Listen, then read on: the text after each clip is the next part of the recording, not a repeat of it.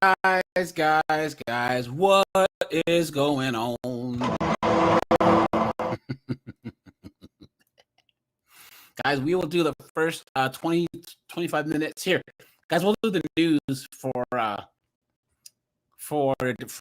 Discord members only. So guys, go to the Discord, right? Go to the general thread and hit the link to call on in, man. You know what I'm saying?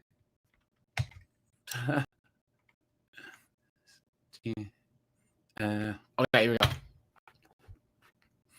So guys, make sure to hit the button if you want to call in. Here we go. Keyshawn, what's up, dude? Do you see the Democratic Attorney General 304 try to push street lawyer and get arrested? Good, yeah, guys. I think I'll go over that. 2000. What's up, dude? Prowler says, "How are we supposed to grow up when this world's still treating us all men like kids?" No, that's women, dude. Prowler, stay away from women, right? Keep to yourself and surround yourself with positive, assertive men that are trying to better themselves. Guys, you don't really have to involve yourself with misandrous, man-hating idiots. You know what I'm saying? That's why, guys, you do things like martial arts or play sports. You know what I'm saying? Then you stay away from all these man-haters. You'll get a trade and not go to college, you know? David, what's up, dude? Snowboards, what's up, dude? Raise your eye. What's up, man? Good to see you. Good to see you. Good to see you, my friend.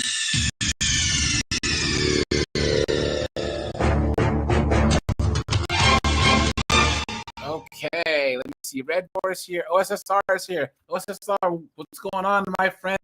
Guys, everyone do me a favor right now and go over to OSSR's channel and drop him a sub. Hold on. Let me go to his channel real fast. Oh, no. Hold on. Hold on. Hold on. What happened to my... Wow. Hold on. Wow. Okay. Oops. Guys, go over to his channel and drop him a sub. You know what I'm saying? Do that. Show him some support. You know what I mean? Let me see. Tim Hicks is here. Where are we here? Keo, what's up, man? Vintage, Tim Hicks. Oh, guys, is my sound acting up? It's snowboard. Yeah. Is my sound all right? Now it is. It was cutting in and out before. Weird. Hold on, guys. Let me check my settings. I thought it was mine, so I unplugged my mic and stuff. And back in. Hold on. I'm not seeing anything wrong with it. Seemed like it went away now. It seemed like it went away, but it was. Hold on. Let me make sure this is plugged in. That's right. That's right. Let me check my settings right here fast. Audio. Yeah. It might have been okay. just YouTube kicking in and starting everything. Let me see. Damon, what's up, dude? Captain Palsy Vintage. What's up, guys? So guys, a couple of news stories now that we have the snowboard, my co-anchor here. Guys, all right, here we go.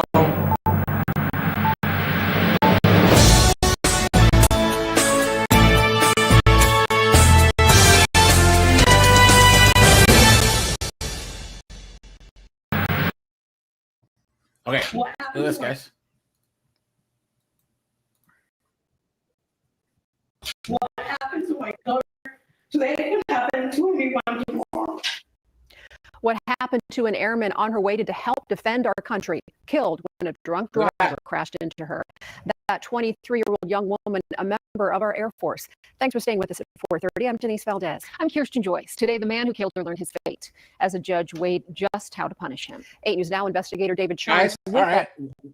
Didn't we calculate the average time that these chicks got? And it was like 12 years. Yeah.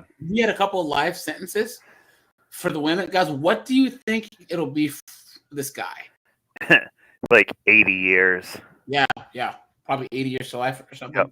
sentence, and also his message to this airman's family in yet another deadly wreck involving impairment on our roads in a story you'll only see on 8. An American flag flaps in the wind, not far from where 23-year-old Natalie Leykis took her last breaths now more than a year ago. The airman, who dedicated 5 years of her life defending our country, dying here on the 95 north of the valley. A drunk driver crashed into her. I should be the one gone, not her. I should be the one that's not here. State police say that driver, Hetzel Campos, was double the legal limit when he slammed into Villegas at 117 miles an hour. Whoa, look Wow. at that, guys. Villegas' family pressing the judge Tuesday to sentence. Oh, this guy's cooked. This is the judge.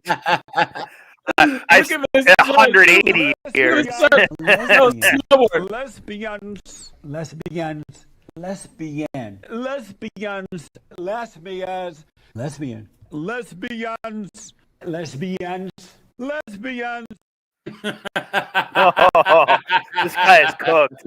This guy is finished if you have a judge like this. Yeah, look at 10 minutes and he's done.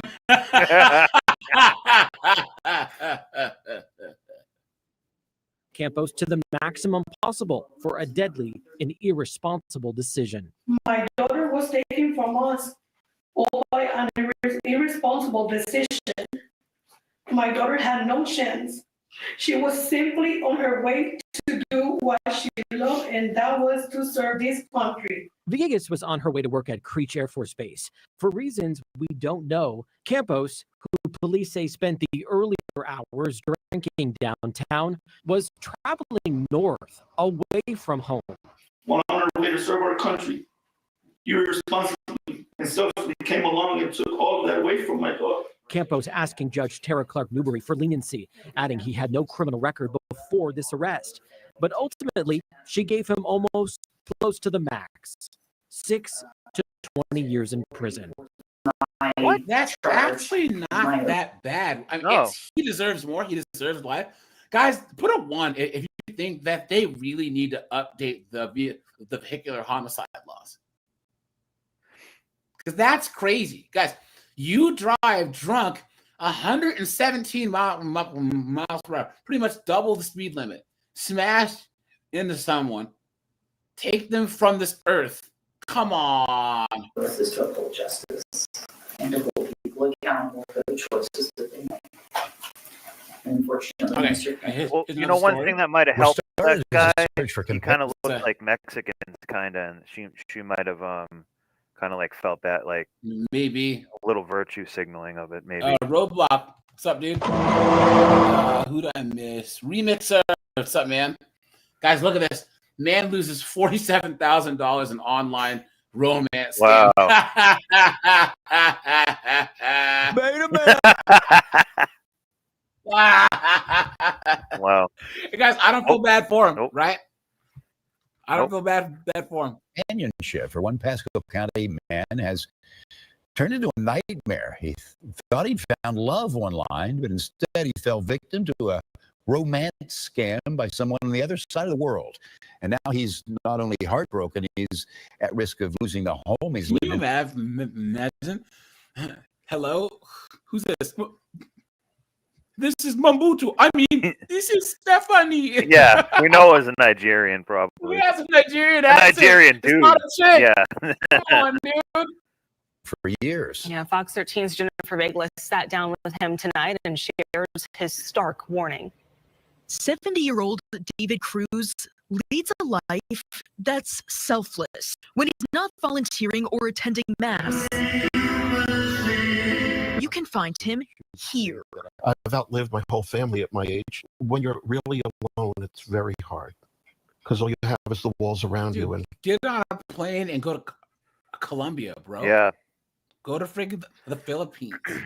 Yeah, I'm saying? Go to friggin' the Czech Republic. What are you doing, bro? Like, meet a chick in person.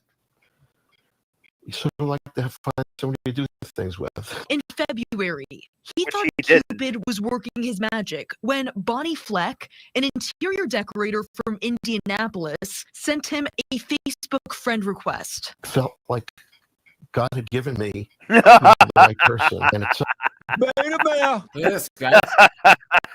God has sent this woman into my life. Guys, I don't accept any random Facebook friend requests. If I don't know you from like a long time ago, and even then, I'm not using on Facebook much anyways, honestly. You know? Guys, the only reason why I look at Facebook, guys, most of the people that I went to high school with are just complete losers. So I just like to see how much worse their life can be. At some point, I said to her, "Why don't we talk on the phone?" They even video chatted. Cruz later learning this was a lie. Oh my god. Oh my god. Hi, is this David?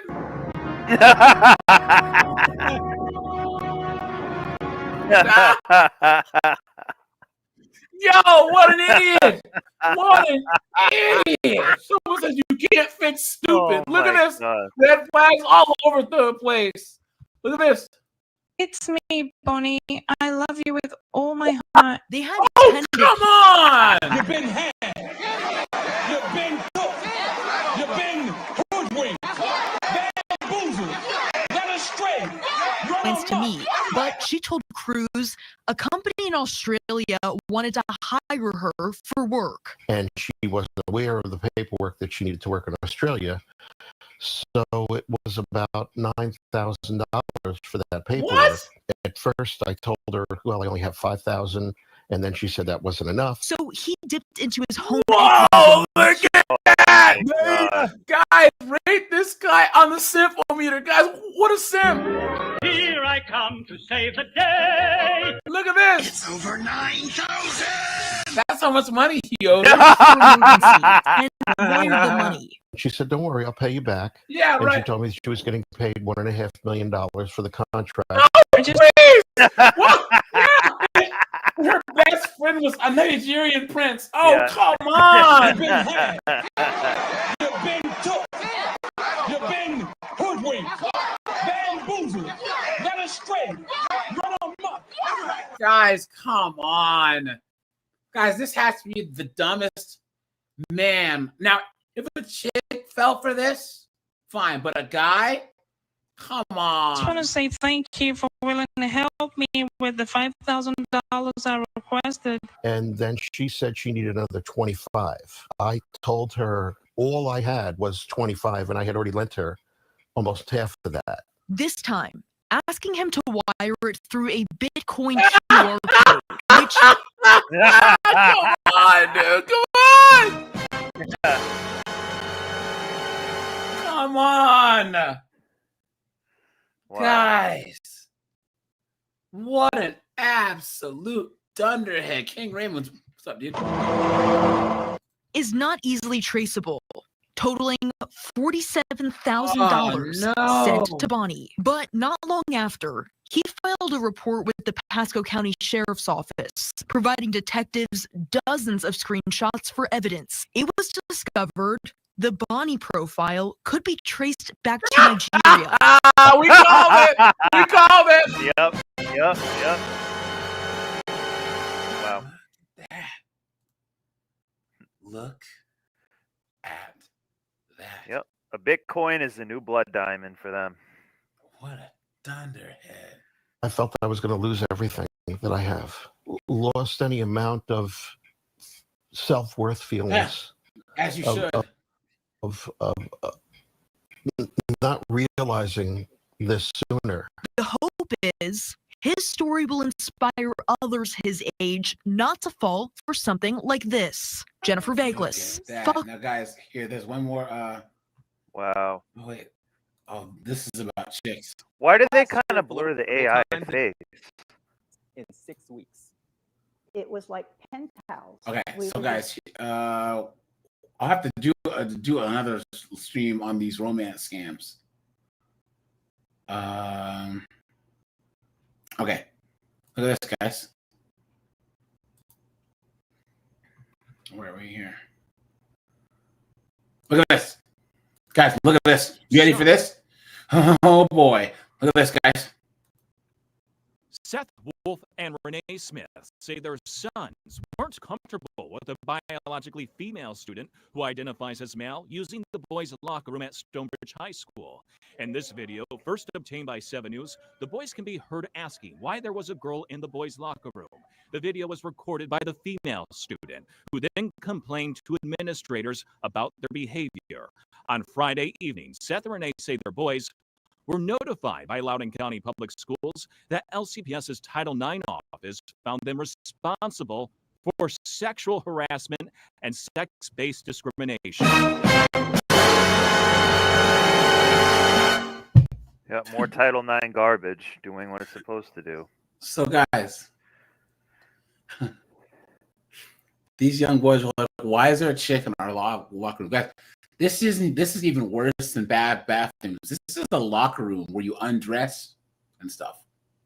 And there's a girl in there. Like, especially these are young kids. These are like, it's bad. Yeah, like 14, 15, 16-year-olds. You understand? This is absolutely insane. And they're gonna get suspended for it?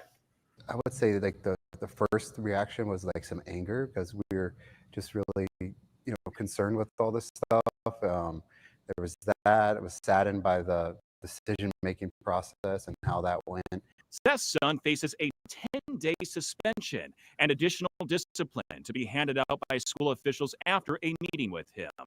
Renee and her family moved out of state this summer, but if her son were to ever return to the district, says LCPS, he would be suspended then. Absolutely floored that they came back and branded my son responsible. No solid evidence whatsoever. We're talking about, scarring him for life by a biased process that's supposed to protect fairness. It's shocking, it's wrong, and it should terrify every single parent. Renee's concern is this will follow him because it's on his permanent academic record and could impact his college application. LCPS's policy allows students to use bathrooms and locker rooms based on their chosen gender identity. Seth and Renee believe LCPS is sending a message that any student who expresses views that disagree with so-called Policy 8040 will be punished. They're going to have to follow what Loudoun County says, what they believe is right, and what goes against other people's beliefs or what we believe is right. What they're doing to our children is just despicable. Now, the boys and their families have a small window to appeal LCPS's decision. 7 News reached out to LCPS for a response on their findings in this case. They did not respond. And this is when it's nice to not have a kid, because I ain't worried about none of that. I don't have to. Do I think it's ridiculous? Yes. Is it ridiculous? Yes. Snowboard. But it's not my problem. Snowboard. That ain't got shit to do with me. Hey, that ain't got shit to do with me. That ain't got shit to do with me. Hey, that ain't got shit to do with me.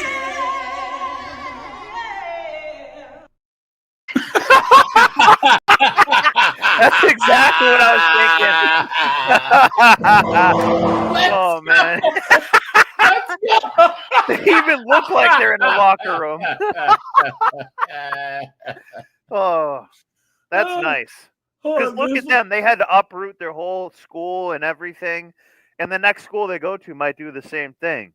And it is, it's ridiculous. There was a follow-up. But guys, okay, last story, and then we'll get into the thing here. Now, guys, here we go. You guys remember this story? These parents that tried to honor kill their daughter? Yes. In front of the school? Yes. Look at this, guys. They dropped the attempted murder charges against them. But look at this. Lacey parents have now learned their fate for the brutal assault of their daughter outside of her school. Broad Good evening, daylight. and thanks for joining us. I'm Molly Shen. And I'm Preston Phillips. Izan and Zara Ali were both acquitted of attempted murder last month, but a jury did find Mr. Ali guilty of assault and unlawful imprisonment. Mrs. Ali was convicted of violating a court order. KOMO's Lynn Ann Wynn has the latest updates from court. You think I'm a disgusting human being? Well, I think you're a disgusting monster. Through tears, the teenage daughter of Ihsan and Zara Ali addressing both her parents for what happened outside Timberline High School in October 2024. How can you call yourself a father? They tried to kill me.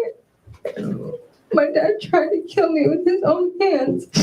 Steve has no love for me. The Alis were accused of trying to kill their daughter outside of the high school last fall. The incident was caught on camera. Several bystanders, including other students and a bus driver, said they had to intervene to pry the victim from her father's grasp as he tried to strangle her. We spoke with the victim outside court, though she wishes to stay anonymous. I wouldn't say I'm glad that it happened, but I'm glad that I'm away from this situation. I'm glad I'm here. I'm still alive. The initial investigation indicated Mr. Ali had threatened his daughter with a so-called honor killing, but prosecutors later said there was no evidence that was the motivation for the crime. Think about how insane that is. And this is why, guys, I will never move back to the West Coast. He tried to delete his daughter in broad daylight in front of a school on camera. With stern words from Judge Christine Schaller. That's all you get. That's why. That sums it up right there. Look at this judge. I mean, guys, the haircut. Lesbians, lesbians, lesbians, lesbians, lesbians, lesbians, lesbians, lesbians, lesbians, lesbians, lesbians. Yeah. As she handed down about a 20-month sentence for 20 Mr. months!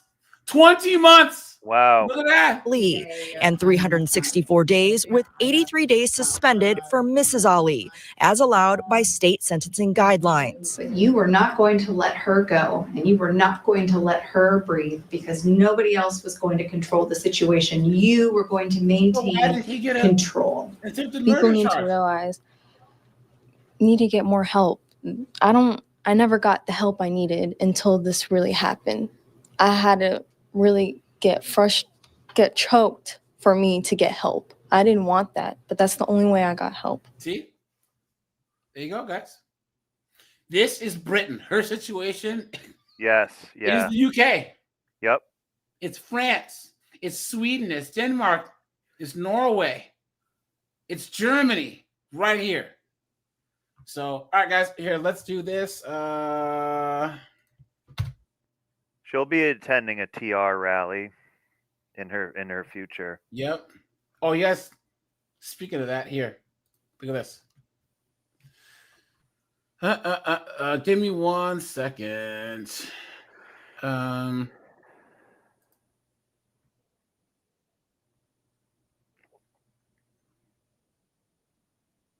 Let's see. 1 second. Oh, did I not save it? Damn it. Hold on.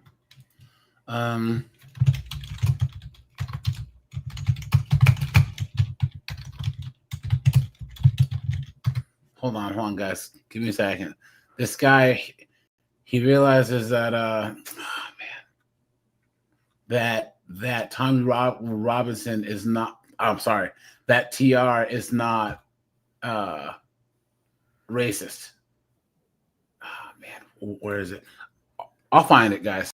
Yeah. Apologies. I should have saved the clip, but I didn't. Oh wait.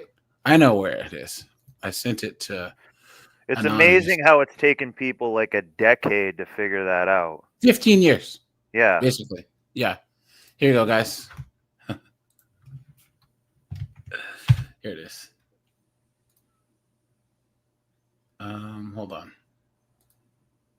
Gotta go here. Guys, make sure to drop a like on the stream. Thanks for being here, guys. Appreciate that. Look. Hold on.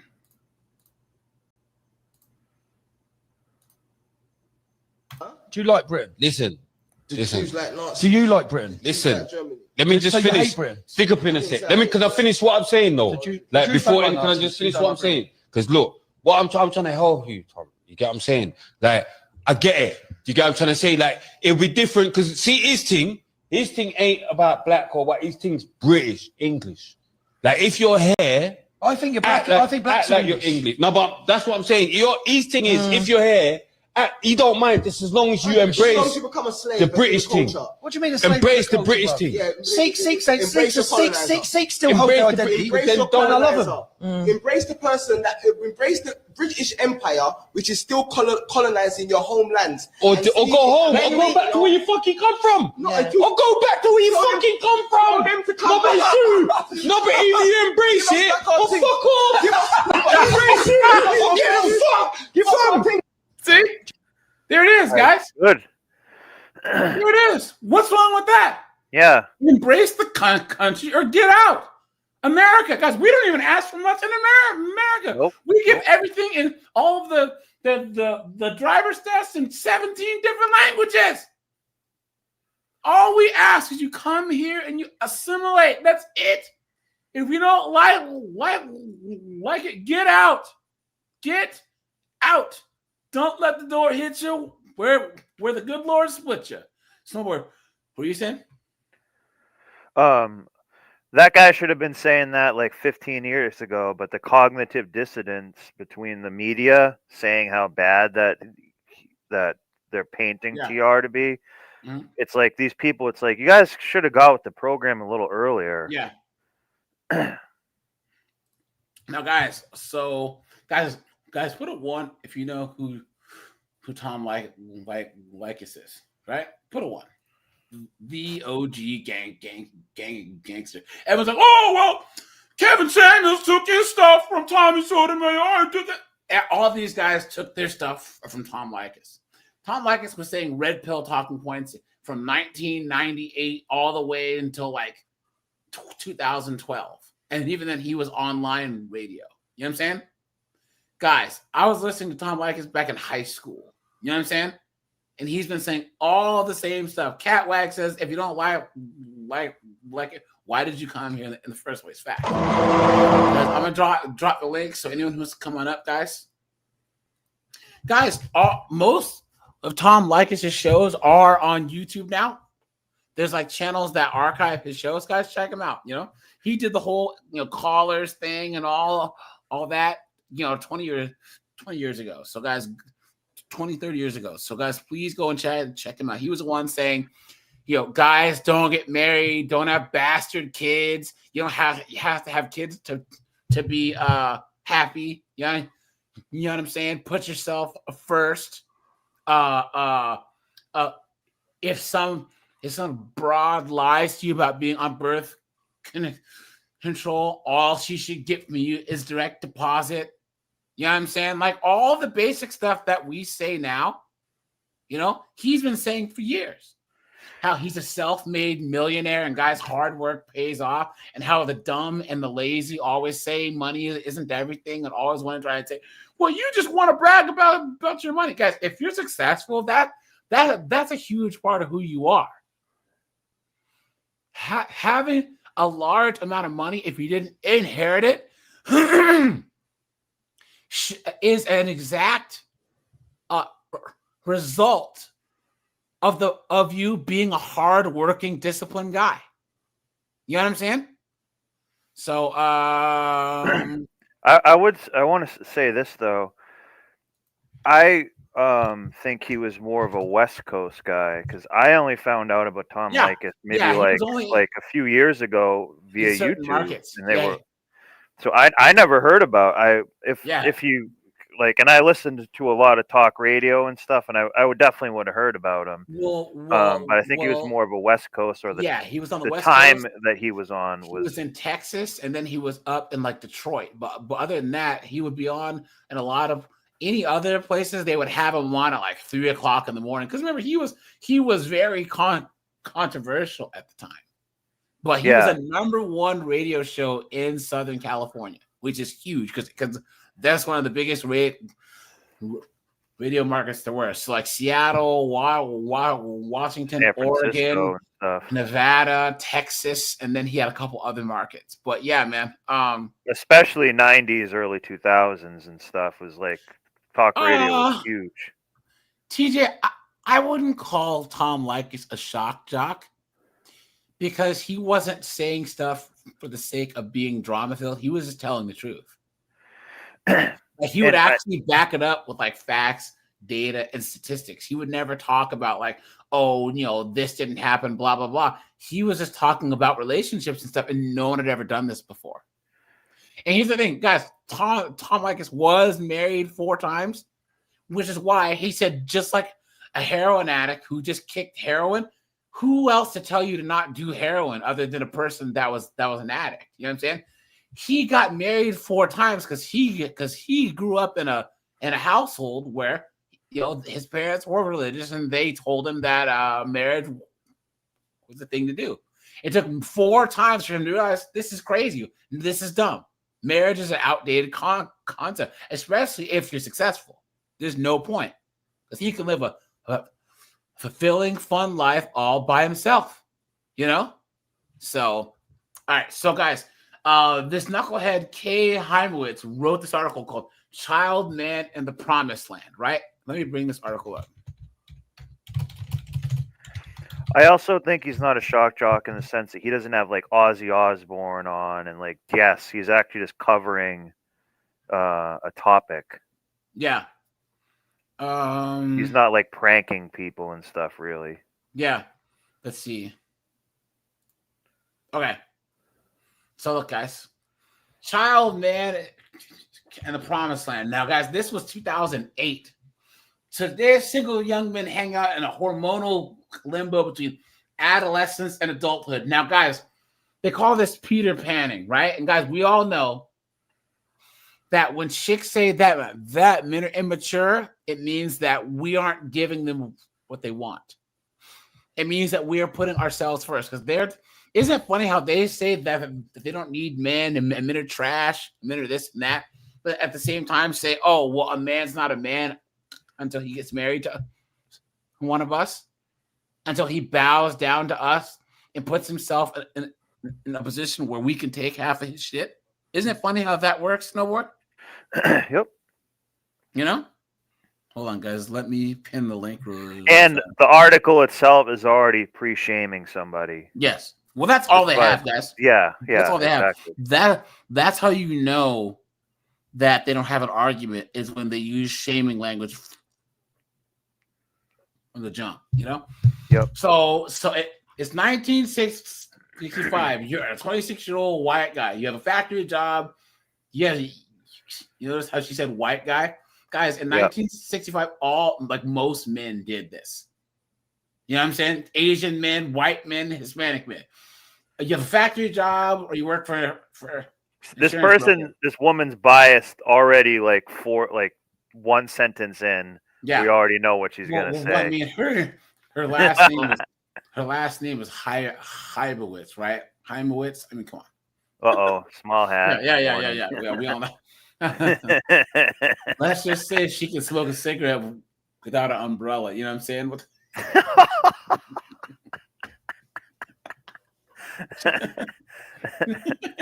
You know what I mean? Okay. And I almost guarantee she's based from California. I don't know why. I'm just getting a gut feeling. So it says either way, you are married, probably been for a few years. You met your wife in high school, where she was in your sister's class. You've already got one kid. It's another one on the way. And for now, you are renting an apartment in your parents' 2-family house. You're saving up for a 3-bedroom ranch house. Yep, you are an adult. Now meet the 21st century you. You're 26. You finished college, work in a cubicle in a financial services firm. You live in an apartment with a few single guy friends. In your spare time, you play basketball with your buddies. Download the latest indie songs from iTunes and have some fun with your Xbox. Take a shower. Put some products on your hair and face, and it's off to the bars. But you meet often bed girls of various hues and sizes. Are you kidding? Now, guys, the women are the reasons why this first scenario is not a thing. Yes. They decided that scenario 1 was patriarchy, right? All of a sudden it's, how dare you? And guys, this knucklehead's doing the same thing that Andrew Wilson's doing. Either you're married and have kids, or you're smashing chicks. Guys, the average guy is not smashing chicks. That bottom 80% of guys They're choosing to stay home.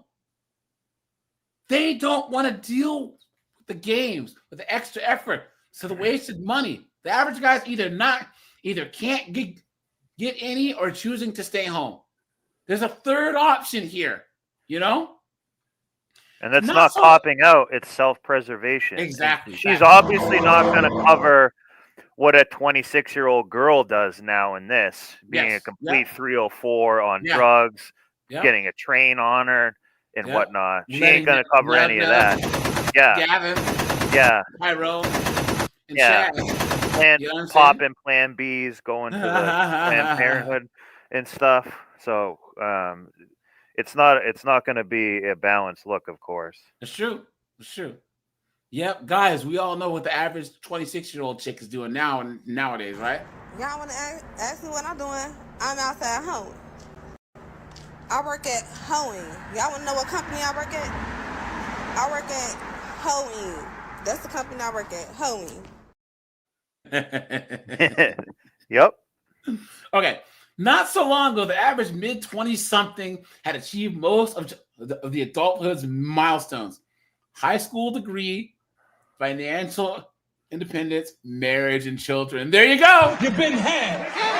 You've been took. You've been hoodwinked, bamboozled, led astray, run amok. Since when is a milestone being an adult, getting married, and having kids? Yeah. And guys, once again, us men were just fine with that. The women broke the contract. If you were to tell a woman, guys, even to suggest to a woman that a requirement of adulthood is getting married and having kids, it's how dare you, right? Come on, man. You know, think about if she was saying this to a woman, she would get canceled. Yep. And in these days, he lingers happily in a new hybrid state of semi-hormonal adolescence and responsible self-reliance. Decades in unfolding, this limbo might not seem like news to many, but in fact, it is to early 20th century what adolescence was to the early 20th. Look at that. Someone says, single women in their 20s and early 30s are joining an international new girl order, hyper-achieving in both school and an increasingly female-friendly workplace while packing leisure hours with shopping, traveling, and dining with friends. Single young males, or SYMs by contrast, often seem to hang out in a playground of drinking, hooking up, playing Halo 3 and under, achieving. The women are doing the same thing. Guys, am I tripping here? Look at this. Look at this. These are our shopping, traveling, and dining with friends, aka drinking and hooking up. Yeah. She thinks that these chicks are freaking nuns. Oh, over here, please. Lie detector determined that was a lie. And the 1965 guy's wife was they're probably each virgins, actually. Yeah. You know what I mean? That makes a big difference. It's true. Someone says, so this adds up to tens of millions. Okay. In 1970, 69% of 25-year-old men and 85% of 30-year-old white men were married. And in 2000, only 33% of 25-year-olds and 58% of 30-year-olds. And guys, this has gone way down now. You know what, guys? Let's look this up. What percentage of 30-year-old men are married? Guys, what do you think it is? I'm going to guess 20%. It's down to 46%. Wow. And guys, the average age of marriage in the United States was 28. Now it's near 30, I think. Hold on, let's see. What is the average age of marriage in the U.S.? The average age of first marriage is 30 years old for men and 28 years old for women. And guys, I think Ireland's the oldest is 34 years old. Think about about that. Okay. This adds up to tens of millions more young men blissfully free of mortgages, wives, and child care bills. Yeah. Yep. Yeah. Here we go. Yeah. Which is also partly being responsible. We didn't have a kid. We don't have a bastard kid. Yeah, that's true. And guys, that's a big deal. Yeah. This is what us men, this is what the women fought for, and this blew up in their face. Because Jag says, I just found out that my best friend's getting a divorce after 9 years of hell. Now we can play Halo again. Right on, dude. Yeah, guys. Once again, this is perfect for us. Guys, put a 1 if you agree. This is the cheapest time in history for someone to be a bachelor. You know what I'm saying? Yep. Guys, have a small house, have a couple-year-old truck. You know what I'm saying? Travel every now and then. You know? Today's child man can find entire networks devoted to his interests. Spike TV has wrestling matches, Star Trek reruns, CSI, martial arts on Black Belt TV, Cartoon Network, Family Guy. Look at that. Absolutely. She's making no insane. suggestion that like there's no possible way you can do those things and still be building value. Look at this. That sound you hear is women not laughing. Oh, some women get a kick out of child men and their frat fart jokes. About 20% of the maximum users are female, for instance. But for many of the fairer sex, the child man is either an irritating mystery or a source of heartbreak. But they hate men. So yes, I honestly believe that 99% of chicks nowadays, heterosexual chicks, wish that they were lesbians. Because they've been raised to hate men so much, but they can't stand the fact that they like men or that they're attracted to men. You know?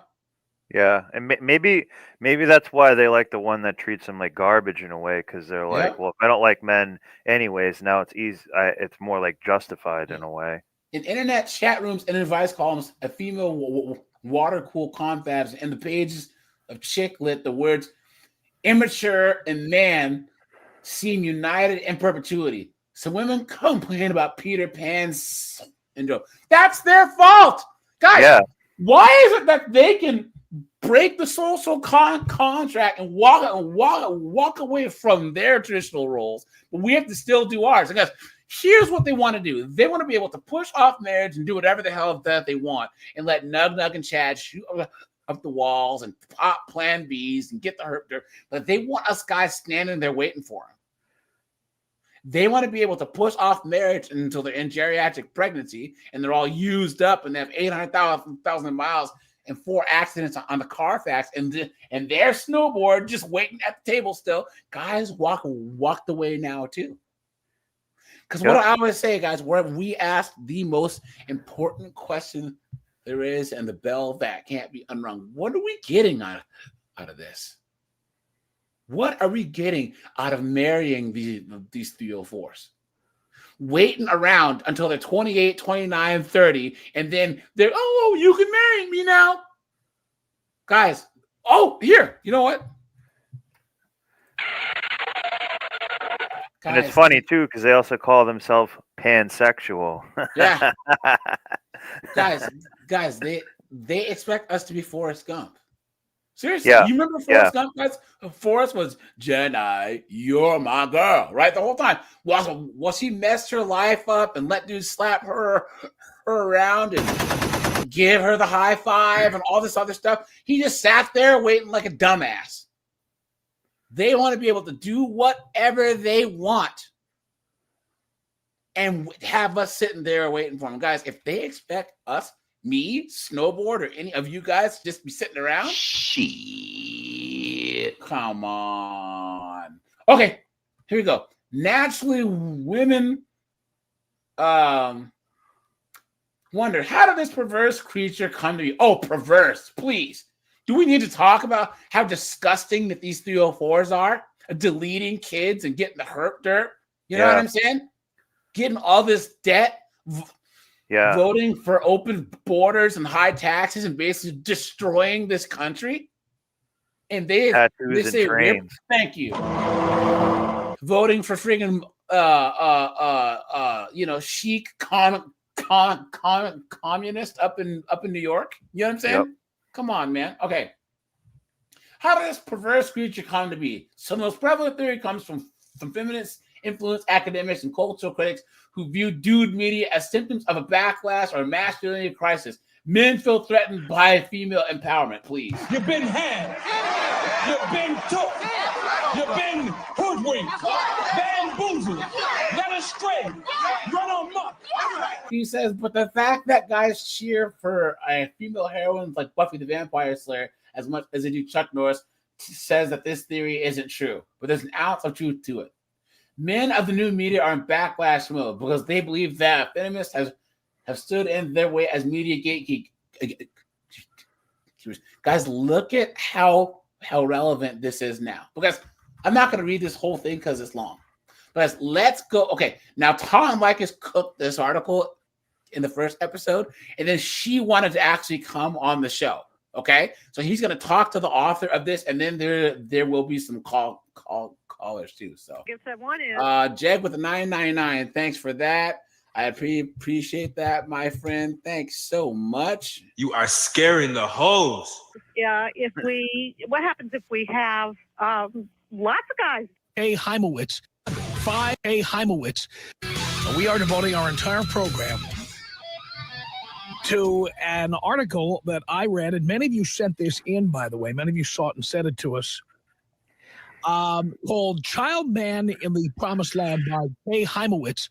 She's the editor of City Journal. And by the way, Kay, where is City Journal located? What is it?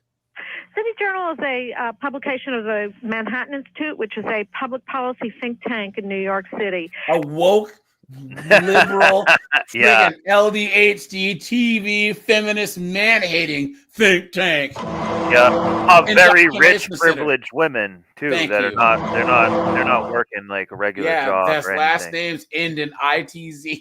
Yeah. And by the way, I'm not the editor. I'm a contributing editor, slightly different. Okay. Well, as I've told you, with the various edits that are done on your piece, I don't know if you've seen them all. Various things get cut out or truncated. And so you never know if you're getting the whole piece or all the information. Very nice. All right. This piece, for people who haven't seen it, you can go to our website, blowmeuptom.com, and we link right through to the City Journal website, and you can read it for yourself if you like. It talks about people who are a lot like the people who listen to this show. And so the question becomes this. You talk in this piece about men being perpetual adolescents and not growing up, as you put it. But if guys want to live a life of playing basketball and video games and hanging out with their buddies and having a few drinks, if they're responsible enough to show up at work every day and pay their bills and not impregnate others, what's wrong with that? Yeah, guys, what's wrong with that, right? There's nothing wrong with that. There's nothing irresponsible about it. Thank you, because that's the most important thing. These chicks say that they're strong and independent and that they pay their own bills and all this other stuff. I am woman, hear me roar, in numbers too big to ignore. That makes you an adult, you dumb.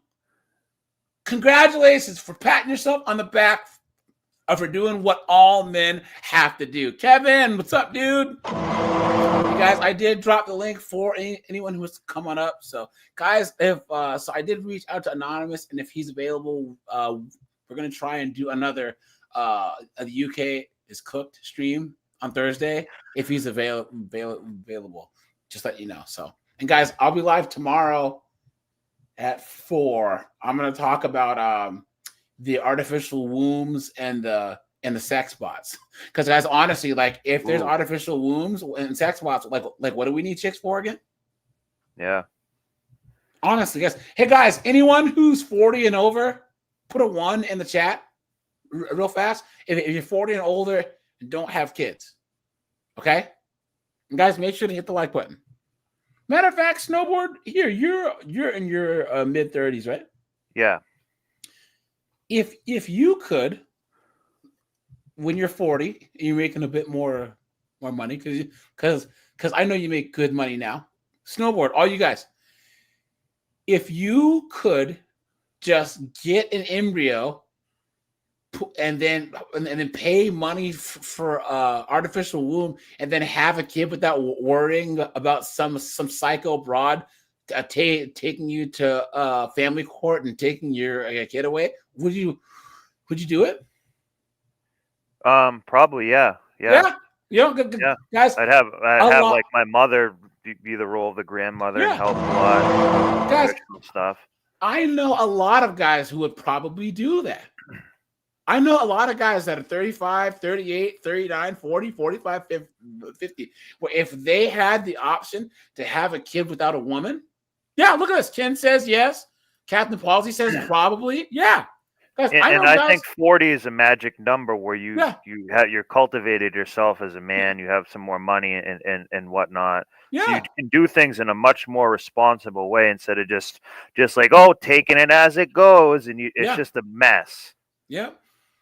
Yeah. Tim Hicks says the issue with having kids is the chick.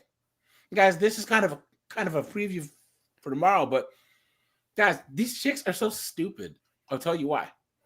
They already want men to have birth control and to have and then they're pushing for artificial wombs too. And guys, they don't realize that they're giving away their power. Their power is sex and who has kids.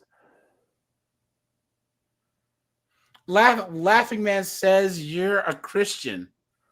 So you think, I guess I don't understand what being a well, that would have to be a new debate because this has never happened before. Yeah, same with a lot of AI stuff. The father itself is the most important. You can skip the mom. I don't see where it's not biblical to just have a child on your own. You know what I'm saying? Laughing Man, I would like to one day let me know where how you come to that biblically. If people are doing IVF and all this other stuff, adopting all that other stuff, you know what I'm saying? So I think that it's what's best. It would be good for society. I don't want kids at all. But I'm just saying that these moronic chicks, they're giving away their power because if there's artificial wombs, sex bots, and male birth control pills, they're cooked. Because all these guys, can you imagine a chick in therapy who I want a baby, but he won't go off his birth control. Imagine they're gonna be a bit. So how the tables have turned. Yes, but you guys know how these chicks are saying that if a guy has a vasectomy, it's his duty to disclose. No, it's not. Not. Guys, I got the snip. I ain't got to tell anybody. Please. When they stop taking the pill, they don't say anything. That's for sure. Thank you very much. Can you imagine? He didn't tell me he was on birth control. So I tried to pin a baby on snowboarder, but he was on birth control the entire time. Yeah. I think we should have a good discussion on AI one time. I would really like to talk about it. I think as men, it's a healthy thing to talk about. I didn't even know they have this embryo stuff. I don't really view it as being anti-Christian, but maybe there is an argument for that. But I do think it could be outside of religion. It might be actually a very responsible way because you're saying, I want to have a kid. And maybe there's some prerequisites, like you got to have maybe a stable house, stable job. Maybe there's a couple things that it's kind of setting yourself up for success to do it easier. Snowboard. A lot of Christians are against fertility clinics because of all the embryos that they destroy. Imagine if those embryos, because they are people, right? If you as a man and you pass all these tests or whatever, you can just select an embryo, right? And then have an artificial womb and then have a child. It's actually saving lives. Yeah. You know what I'm saying? It is. Yeah, So, it's an interesting topic. I'll yep. try to be there for it tomorrow. Yep. I'd Yeah, like guys. to hear what people have to say. Yeah, we'll do that tomorrow, and then maybe we can do AI on Sunday because that'll be a good topic, man. Yeah, I've really been wanting to talk about AI and Yeah. hear what some other people have to say about it. Yep. Well, there are a couple of answers I would give to that. One is, what happens if we have lots of guys doing that, lots of very smart and lovely, talented guys who are doing that. That's a lot of people who are not helping to create the next generation, caring for the next generation. So what? Yeah. So what? They're not creating the next generation either. Yeah.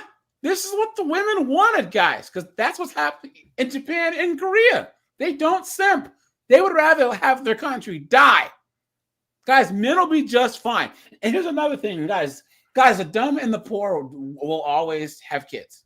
Oh, yeah. And guys, the whole idiocracy thing where like IQ is just going down because, guys, smart people come from uneducated parents.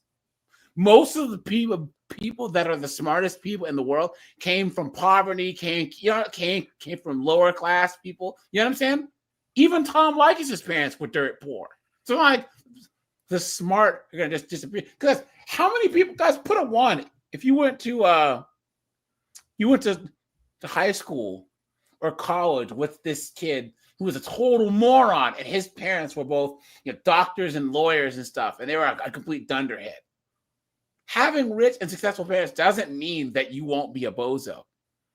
I would actually argue that the reason why rich people's kids tend to do better is because their parents' money gets them opportunities that they would never earn on their own. You know what I'm saying? Yeah. I think of adulthood this way. It's not just that you become a self-sufficient working person who can, buy their own. It's that you have to take care of some broad, please. That's what it shows. Or at least provide shelter and food and that sort of thing. But that you're also taking an interest in the future. Someone says, I love how Kay uses the terms future generations and good of society as a way to say marry a woman and pay up. Yep. Look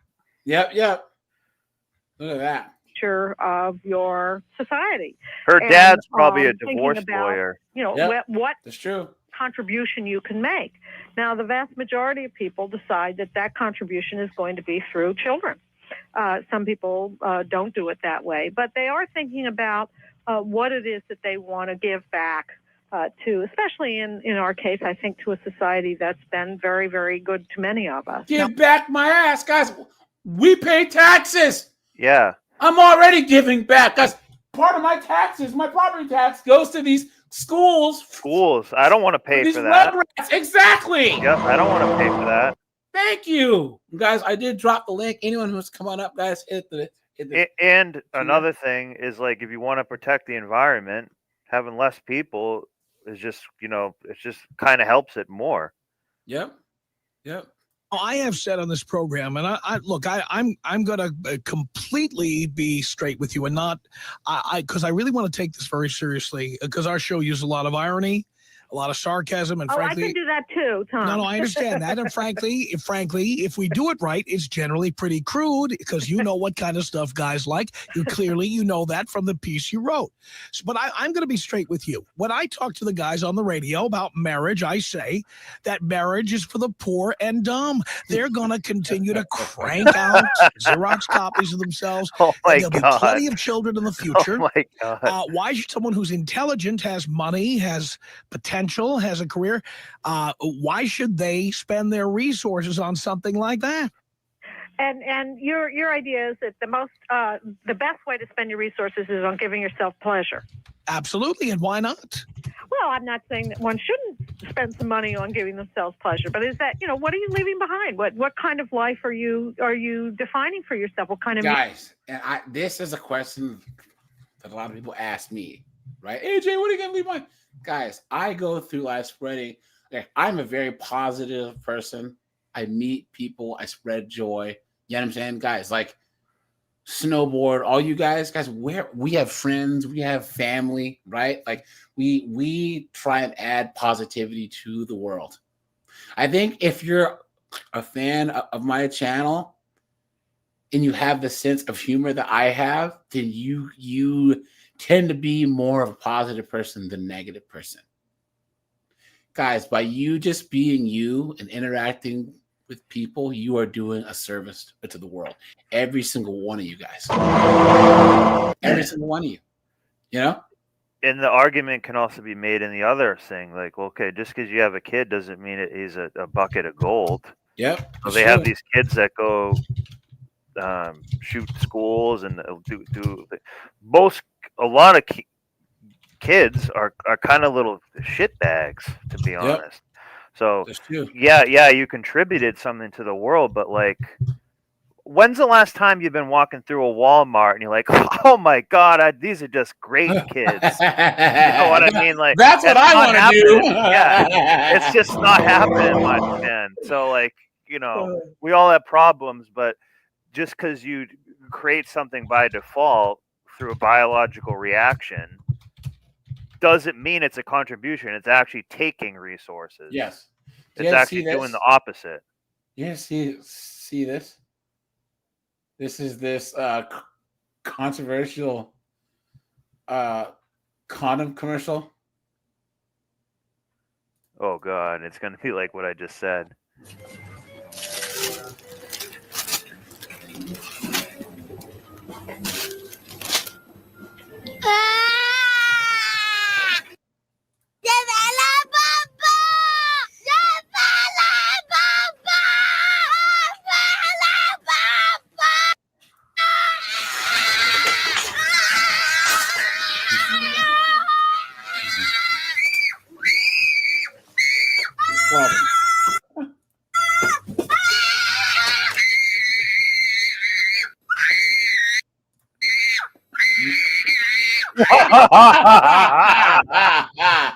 Oh my God.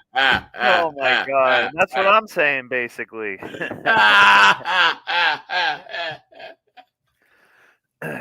Also, one other thing. Yeah.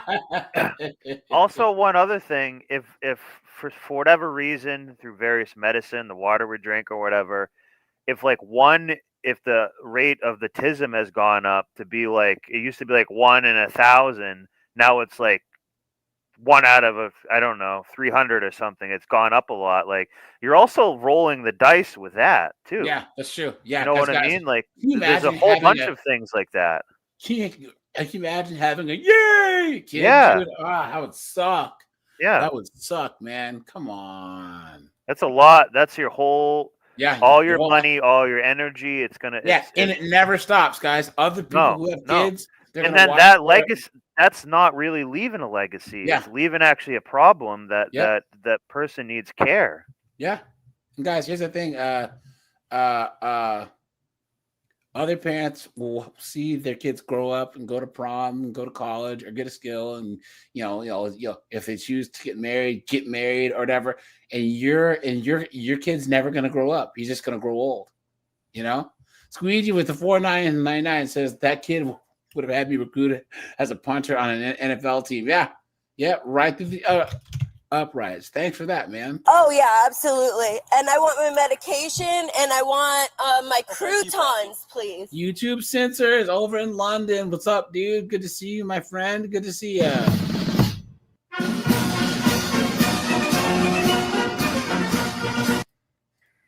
Yourself. You're saying that's enough for you. You're saying that's enough life for a as lot. you want to live. That's enough for a lot of guys. Once again, that's enough for she's a lot of only focusing on the men and not on the women. Yeah, and white men. Thank you. Nug goes out, has a litter of kids like that guy who's like, I don't pull out. That like, do you think that guy you pull want? Out game, mate. Pull out game, ain't weak. I just don't pull out, bitch. For you motherfuckers that want to know, I don't pull out. It ain't weak, motherfucker. I don't pull out. Fuck you mean, weak, motherfucker? Said talking about my motherfucking kids. Ain't shit weak over here. My pockets ain't weak and my dick soul ain't weak, bitch ass nigga.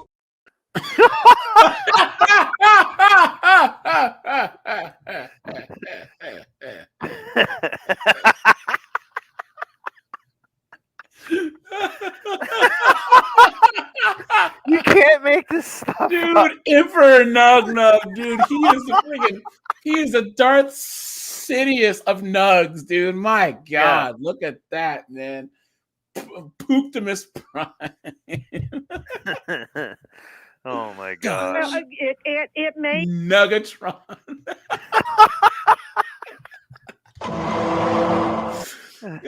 guys, we have 80 people watching. We only have 44 likes. guys. I need you to stop. I need you to hit the like button, guys. And guys, thank you so much for 17,000 subs, guys. Thank you so much for that. I appreciate every single solitary one of you guys. And guys, I think we're at like 130 members too. So guys, thanks for that. I appreciate all you guys' support on the channel, guys. We're gonna keep this thing going, man. Guys, yes, Sunday's gonna be AI and then the 17K special. So we'll do that. You're gonna have 20 by the end of the year, I bet. I think actually, probably more, because I've been getting like 1,000, like every month and a half, or a month and 3 weeks, I think, around there. Yeah, I think 16 to 17K took a little while, only because it's the summer and everyone's kind of out doing stuff, you know. But yeah, so hopefully I can be. Yeah, I think once the weather gets colder and the sun isn't out as much at night and everything, people will do more. Yep. You know, just slow growth. I like the actual growth of my channel because I see all you guys in the comments and the chats. You know, I don't want to be one of those channels that has like 80K subs and like no one watches the videos, or like no one's in the lives. That's kind of silly. You know what I'm saying? I was actually in someone's live stream the other day. This one political guy, he had like 40,000 subs and there's only like 25 people watching. Like, wow, that's yikes. You know what I'm saying? So yeah, I've seen that before. It's strange. Yeah. For a lot of guys, I actually don't believe that it's that enough for most guys. It was enough. The lie detector. You're not a guy. You're not them. Yeah, please. It was enough that you had to write this piece.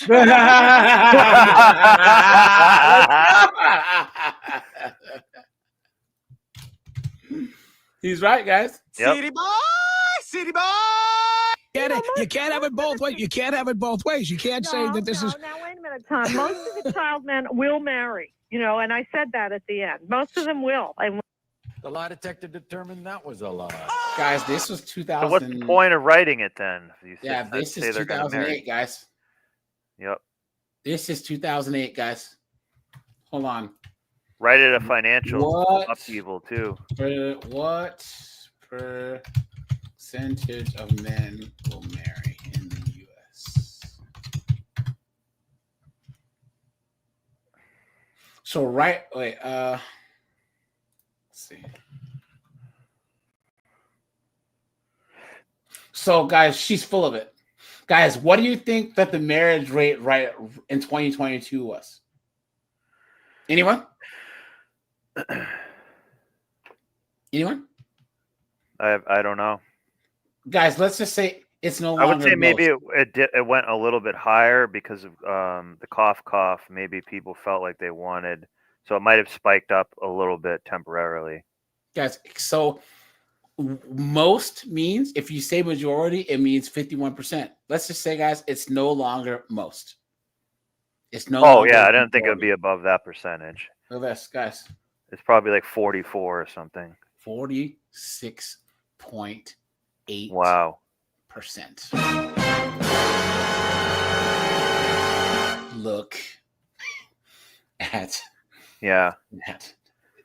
Well, actually, it went up a little bit to 47.1%.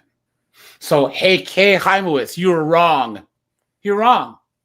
Most men won't get married. Now, guys, this well, she might be right in that this includes households headed by married couples. This is not never married. This is probably including divorce, but still. You know what I'm saying? Look at that. But we can also probably say that, like, of those marriages, like a fifth of them were just married for money, and then they, end it. Like, that's very common too. Yeah. So technically, they still did what she wanted, but she also loves that. I almost bet she's related to a divorce attorney. Dude, I mean, making money. Dude, her last name ends in ITZ. I mean, that's why I'm saying that. Yeah. Guys, look. So look, this is the average man was 26 because he had to actually have something to marry court a woman in the 30s, 20s, 10s, right? You got to have a job, a house, or whatever, or a man wouldn't let you marry his daughter. The average woman was 21, 22, and then look, it dropped all the way down to 20. This was the baby boom. So all these servicemen, they were coming back, and the economy was friggin' through the roof. So all these people, they were getting married and having kids, and now look where it is now. Demons, man. These chicks are demons. And look at black people. That's why she's using white men in it. Yeah. Look, Asian dudes marriage is up because Asian dudes are earning more money, and culturally they more get conservative. Guys, do you guys know how many Asian dudes I know? Because, dude, the only Asian dudes I know who actually married hot chicks was because like they're Chinese and their parents hooked them up with a Chinese chick who was hot. It wasn't like they had game. It was just like a built-in thing for them, Look,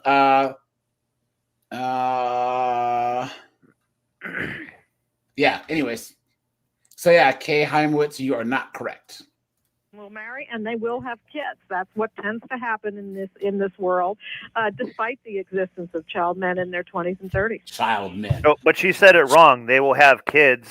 They will have a kid, then get married because they messed up, and they're thinking you got to step up and do the right thing. Yeah, and that'll last her about 4 years, and then sayonara, give me my child support money. So if they're child men, does that make these girl skanks? Because I would argue that these chicks are actually being they're not even responsible because of the debt, the friggin' STDs, the baby deletions, the unrealistic standards. It's like, yeah. You know what I mean? So if you're bringing all these unrealistic standards to the table that you want, and the guy is saying like, well, I can't give you all this, so I'm not really gonna put myself in that situation. So you that's a problem too. Yep. Nick, what's up, dude? Yeah, paternity fraud is government cash cow. Facts. Yep. If a guy waits until he is a doctor, is a lawyer, is an architect, has a practice, has money, has funds, buys himself a house, he has insured himself against divorce, where a woman can't take his house away, where a woman cannot take half of his law practice or half of his architectural practice, where a woman cannot... Because he has it before the marriage. Yep. That's what he's arguing. If you're already a doctor, lawyer, all that stuff, and you have it yourself, it's not community property. You know what I'm saying? So if she can't argue that you built it during the course of the marriage. And strategically and stuff, like Kevin Samuels was saying this, like life begins at like 40. We could say, mid 30s, but like honestly, do you like you'll have more energy when you're 26 to run around with your toddler, but you're not going to really be able to give them the same wisdom and whatnot as when you're like 40 and whatnot. Yeah, I think you're just going to be a much more cultivated person if you work on yourself and stuff.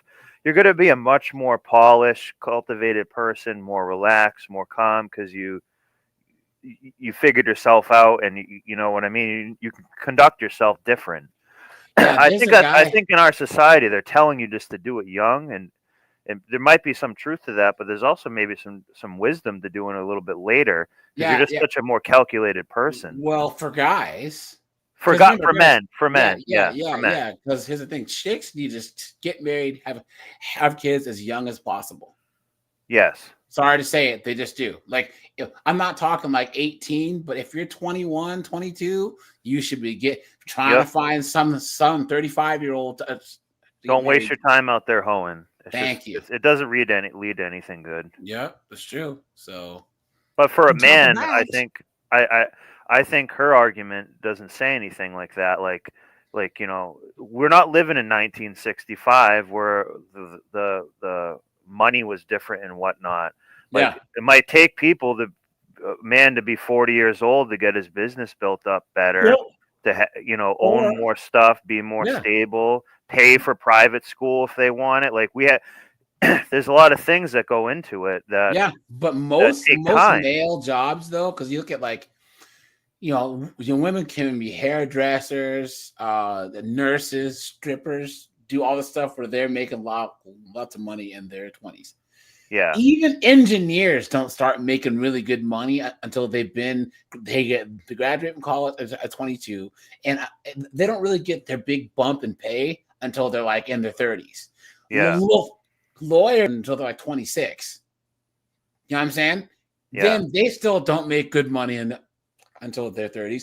Doctors are in medical school until they're 28. And starting doctors don't make much money. So and to build the skill up, it takes time to build skills in anything you're doing. If you're doing something really serious, it takes a lot of just time to do it, to gain the experience. Even plumbers and stuff, you're just making regular money until you've been in the field for about 7, 8, 9 years. You know what I'm saying? Yeah, exactly. And then after that, guys will start their own business, and they're 35. They have 5 or 6 guys working for them. Next thing you know, they're making $300,000-$400,000 a year.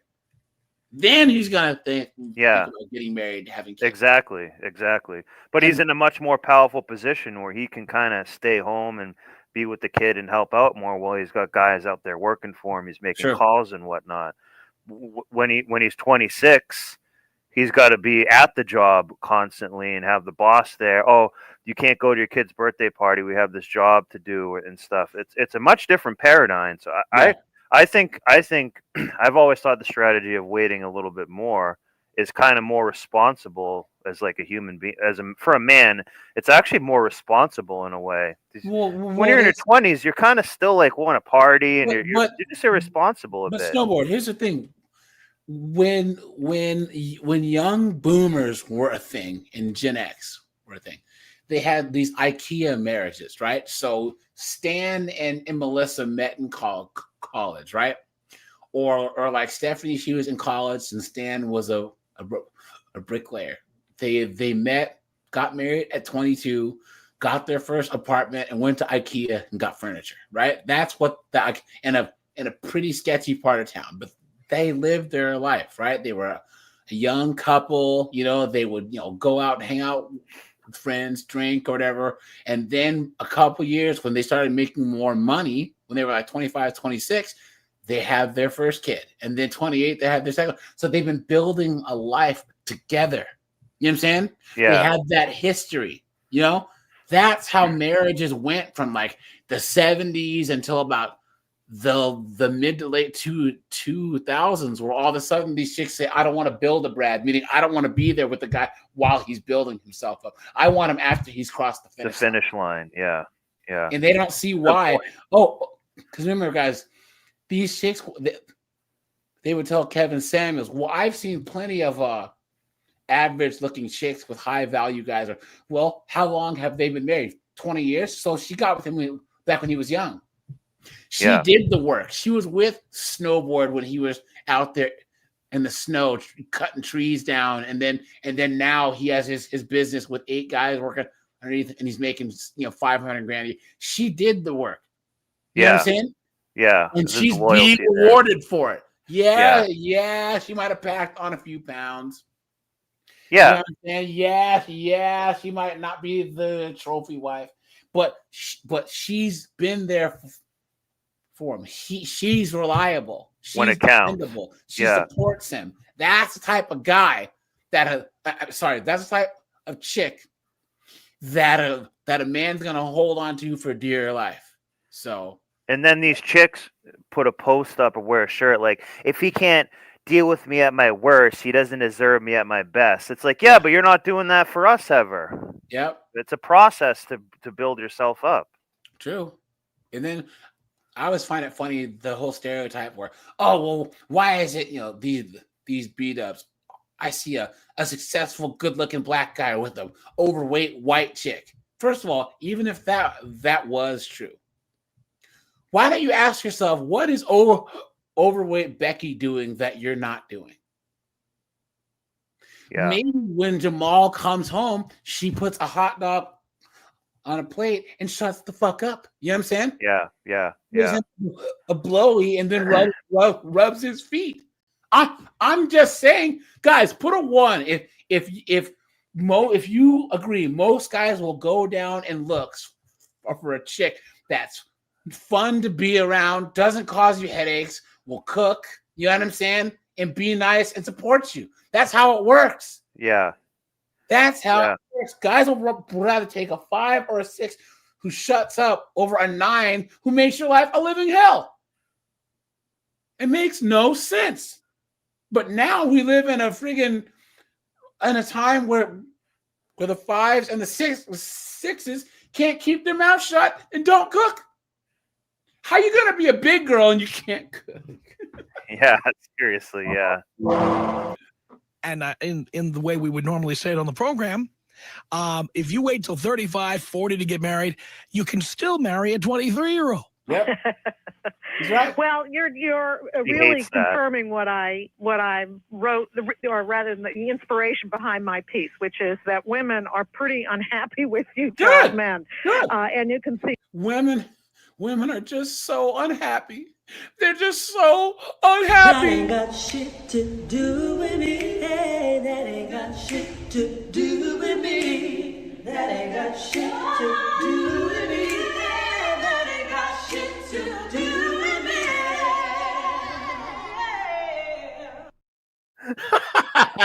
That is the best thing ever. When you hear that, it just liberates you from the garbage, the guilt they try to send to you about that. are at age 40 having a good old time, and they're looking for husbands. And where are you? You're looking at the yes, but here's the thing. You're washed up. They waste their late teens and 20s. Guys, this is crazy. This would be like, I don't even know how you would put it. This is like taking a race car and taking when it's primed to race. It's built up. It's got the race tires on it, the carbon brake high pads, compression, all this pun other intended. stuff. Yeah, pun intended. And then you let it sit in traffic and stop and go traffic for 20 years, and then you try and race it. Why? Yeah. Makes no sense. So 23-year-old. Right. Well, then again, it's should I be making myself available to some woman to start dipping into my bank account or taking up space in my home for tchotchkes and knickknacks? No, but what kind of companionship do you want in life? You know, do you want to have just a trophy wife who's, will look pretty and young and make you feel young? I've gotten beyond the desire for a trophy wife. My companionship is my friends, my guy friends. Thank you. There it is, guys. Right there. Let's run through it. Isn't it funny how they always pull the whole? I gotta talk about age gap dating on this channel, guys. Here's the thing: if you're 40, guys, how many of these betas are like beta? Well, I can't date no 23-year-old. We ain't got nothing in common, guys. You're not there to talk to her about geopolitics and friggin' international stock trade. Guys, 22-year-old chicks have nothing good to say. 40-year-old chicks have nothing good to say. Yeah. You're still going to make a sandwich regardless. Yes. You are there to smash, right? Maybe go out a couple times. You know what I'm saying? And that's it. Smash and support. Yes. Hashtag couple nuts and go, dude. That's it. You guys, and how's some 40-year-old chick? Guys, put a 1 if you agree. The older they are, the more man-hating they are, the more misandrous and feminist they are. You can at least get somewhat polite and fun conversation out of a 20-year-old. It's less corrupted. Yes, thank you. Out of a 23-year-old, guys, don't date chicks that have been to college. Yeah, it's bad. If they're immigrants, right? If they're like an Asian immigrant or like an Indian immigrant, whatever, that makes sense. You could date a college girl, but in general, guys, avoid chicks that have been to college. I mean, come on. Let's been be in honest. sorority, it's done. Yep. It's cooked. Yep. That's my companionship. Women are not there for companionship or conversation. Thank you. They are there to provide, whether it be arm candy or sexual pleasure or occasional entertainment. As I said, I have a stripper pole in my home. And then the rest of the time, if I need to talk about politics or books or the election, I talk to my guy friends about that. Yeah. Well, I don't know exactly what to say to that. Because it's true, There's guys. nothing to say. Guys, our granddads and our great granddads didn't talk to our grandmothers and great grandmothers about politics and books and all this other crap. Guys, I say this all the time. Laughing Man, he says, no way, an Asian chick, do you know? All of Asia, laughing at, dude, you know there's a whole lot of Asian countries, right? I mean, you're talking about Korea and Japan. Like, look at Vietnam, Cambodia, Malaysia. You know what I'm saying? Come on, dude. You're gonna rule out, God, dude. Almost 80% of all people on planet Earth are Asian. Right? You're trying to say that Asians and I grew up around Asian chicks, dude. Trust me, you are better off dating an Asian chick. You are more likely to have a keeper that's Asian than almost any other race, which is why Asian girls are the most married, are the least divorced, the most educated, and the highest earning, and yet they're still married and they shut up. You know what I'm saying? So again, you want a Toyota, not a Chevy Cruise. Facts, yeah. Surveys, if you young people, what do they want? What do they look forward to in life? They do expect to find companionship with the opposite sex, and you may be the exception to the rule. And you sound like a very bitter man. Oh, please, well, see, he's not. There it is, guys. Guilty. There it is. Shame, insults, guilt, the need to be right. In her projection, she's the one feeling bitter. Yeah. She's the one writing the article being bitter about it too. And because he disagrees, he's bitter. You know what I'm saying? Yep. He should have said, yeah, well, you sound like a lesbian. How about that? Yeah. Guys, hit the like button, hit the super chat button. Thanks for all you guys that hit up the Cash App. I appreciate that, guys. Thanks so much, guys. We have 72 people, the people with 55 likes. Hit the like button. Appreciate that, man. Because in fact, I as I tell the audience, I'm the happiest I've ever been today. I have been through divorces. I had prenups, so I didn't get dinged too badly, and I didn't have children, so I didn't get dinged too badly. And I'm not an alimony payer, and I don't believe in alimony. And so from that standpoint, I don't really have a lot to be bitter about. I'm on good terms with the people I was married to in the past. I just don't see why I should be appropriating my resources to them. Yeah. Well, again, as I said, I think that for most people, they look forward to some kind of, very powerful connection to someone of the opposite sex. I think that's true. And you can do that without marriage, guys. That's just the thing about people that are throwing the ideas around of like a life contract of something where you get married in a church. Then you actually have like a legal contract. That's not marriage, that like doesn't put the state involved. You know what I'm saying? Yeah. You guys, yeah. Two things. Doug Stanhope, this comedian, says, if marriage didn't exist, would you invent it? And basically it's saying he's like, oh, we have it so good, we got to get the state involved. So he's saying you can still love somebody, but you don't need the state. The state doesn't really make it. I guess it does make it official, but it only creates a problem. And number two is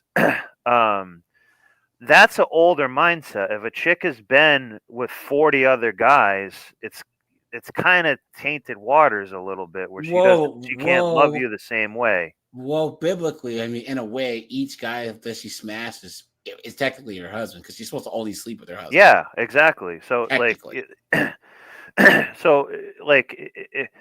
if it was in a more pure state, then I do think most men want that. Most human beings probably want that, no matter male or female or whatever. But you're picking from a it's like leftovers. So I'm not really getting the full, authentic, real deal. Well, the whole thing is that men have to blank. Men have to put up with chicks that have been ran through. Men have to put up with old chicks that are in geriatric pregnancy. Men have to deal with chicks that are infertile and stick around and spend thousands of dollars on baby daddy.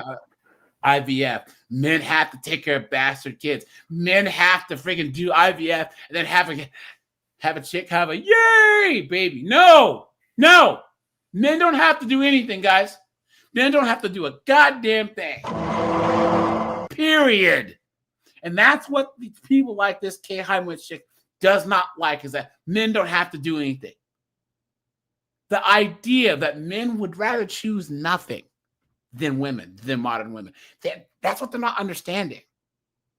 Men are staying home and playing Xbox. Women cannot stand. It's just like how black women hate that black men date white chicks or Asian chicks, or guys, white women hate when white dudes date Asian chicks. They can't stand it. Western women hate when we date chicks overseas because they can't stand not being the only option, because they're losing their power, you know. And we're opting out for self-preservation. Yeah, we're not opting out just because we're like scared of women or being lazy. Like, it's like, no, like most people have tried for a bit, and it's just not worth the energy investment, really. So like, we're doing self-preservation. If these things make us happy, we're not doing it in a childish way. We're doing it because, you know, we need to protect ourselves in a way. Yeah, that's true. Hold on, guys. Okay, here we go. Now, if they're 25, they may not want it when they're 28 or 30, even for that matter. But it is a goal for most people. And I think most people want to have children. You said very clearly you do not. But I think, But even if I did, I wouldn't marry somebody to have children. And the reason I wouldn't do it is because if the marriage didn't work out, I would have to pay alimony. Well, you're going to have to pay. Well, you don't have to pay alimony. We can talk about the laws, that alimony laws, and perhaps they, there's an argument that we want to change them. Although I'm not sure I would agree with you for reasons we could go into later. And look at that, see, guys. Of course, yeah. Of course, she doesn't want to change the laws. Her name's like Horowitz. Clown world. Look at that. And I also don't believe in handing over my resources that I've worked to create all these years. I've created this radio program. I have a number of service marks that I've registered. I own a business. I don't want to run the risk that I'm going to have to hand them over, or 50% of them over, to somebody else. Well, as you know, there are ways to avoid that these days, and many men do get prenups. And some women do, but I don't know how many women you've dated, Kay, but I can tell you that women are very, very negative towards prenups for the most part. Very few of them are willing to sign prenups. Right. Well, unless they have more than I have. Yeah. Well, they see it as you're trying to deprive them and not trusting them, and which you don't. well, and as I always say, it's not a matter of whether I trust them. I don't trust judges and attorneys who generally make these determinations. Yeah. And in New York State, where you live, it's pretty severe.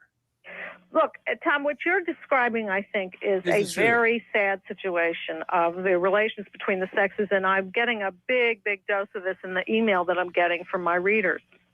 There is, and on both sides, women and men.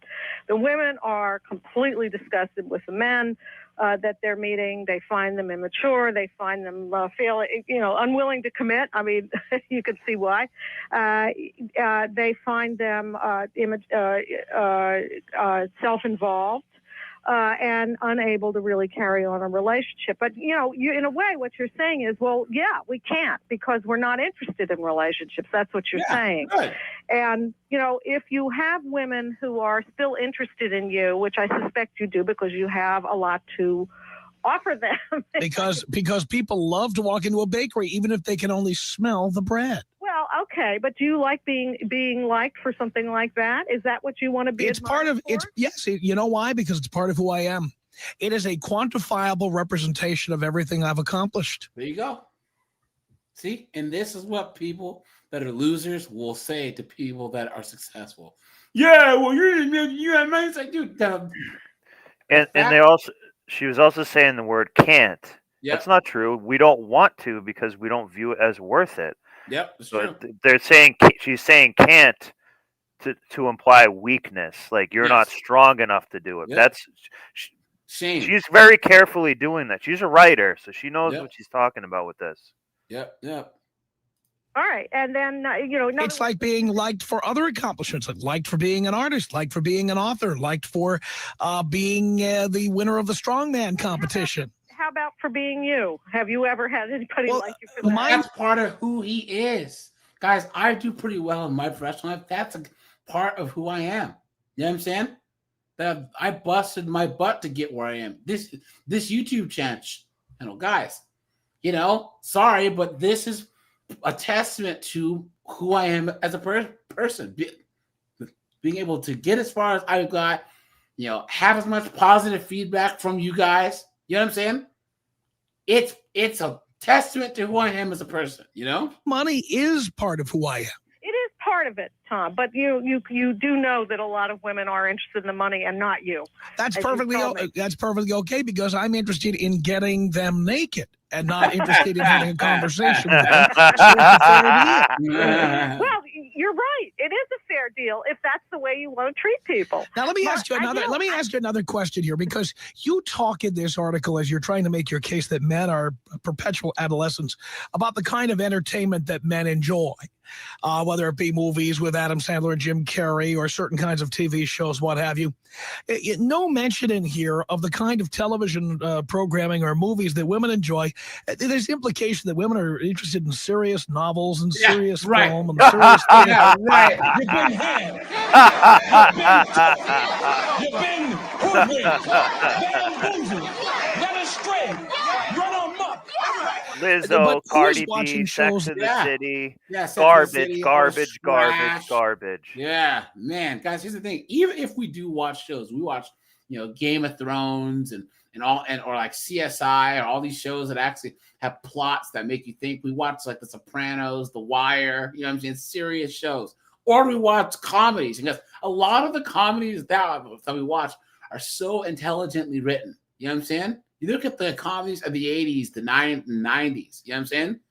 And women are the ones who consume these garbage reality TV shows that are just meaningless whores or 304s that get a ton. Like every reality TV show is basically about a self-centered 304. Yeah, competing. Yeah, it was true. Like The Insider, Entertainment Tonight, Extra, anything that has to do with Britney Spears, Paris Hilton, Lindsay Lohan. Who is reading and consuming all of that material? You couldn't be more correct. I totally agree with you. I think that both women and men in this culture are very attracted to trash. Why would I discuss the political ramifications of 2008 with somebody who's more concerned about whether Britney Spears is in rehab than she is about when the primary is taking place? Well, if that's the only kind of women that you're meeting, I would suspect that you're looking That's in the the majority wrong of places, them. or maybe for the wrong quality. Well, then I go ahead to tell you something I also tell the listeners, and that is the more attractive a woman is, generally, the less likely it is that she knows who's running for president. It's true. Guys, put a 1 if you agree. It's true. Yeah, that's Right? a really great point. I mean, come on. You look at these chicks, and guys, here's the thing. They say fathers who have daughters, they like look at their daughters and go, Stephanie is never going to really have to work. But Melissa, yeah, she probably needs to go to law school.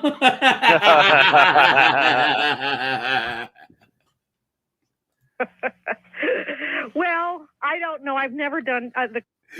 Guys, my ex from college, I was over at their house, and she was like hella pretty, right? And her dad even told her, he's like, well, you were never really that smart because you never really had to be because you're pretty.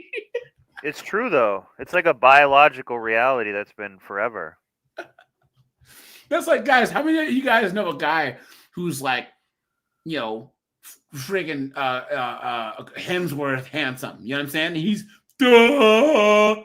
has a personality of a friggin' chickpea because he's a handsome guy, you know? Art Snipe, what's up, dude? Relly, how's it going? Kelvin, what's up, dude? Scott's here. What's going on, guys? Kind of research you have, Tom, on this. I've been doing in the field research. Yeah. I'm an amateur anthropologist. And I don't profess to be much of a beauty myself, but I certainly know very beautiful women. Yeah, we can tell in your voice. Big nose. Who do know who's running for president, and are extremely good conversationalists.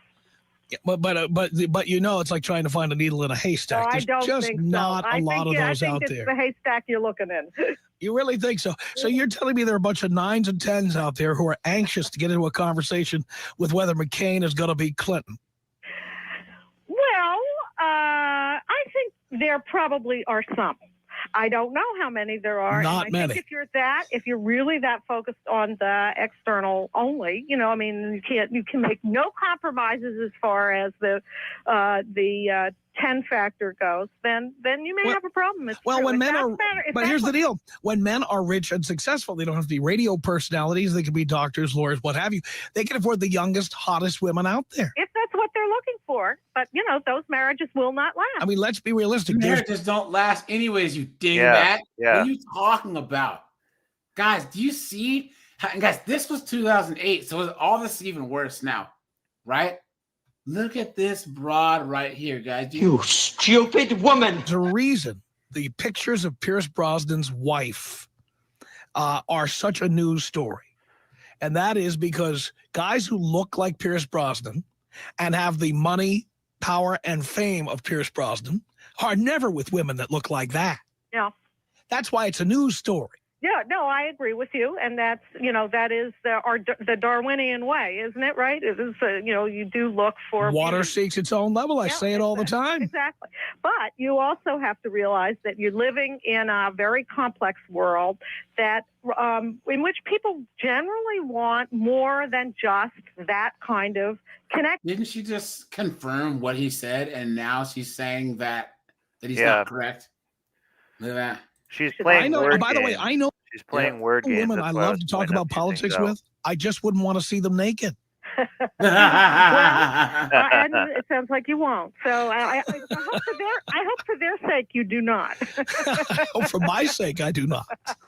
We'll take a break. We'll come back and we'll take some calls for our guest, Kay. Tim. How are you doing? Take a live 800. Driving my article. Yeah, it just seems like you're kind of bitter that nobody's taking care of your daughters for you. It's like you're kind of hoping one of us successful guys with our stuff together wants to give them that little, white picket fence and those babies that you've been waiting for them to have.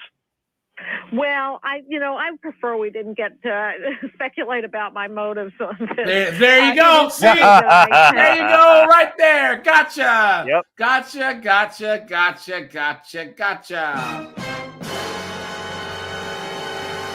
Yep. Because I have children Hey, of a certain she's age. I getting tend to defensive about that.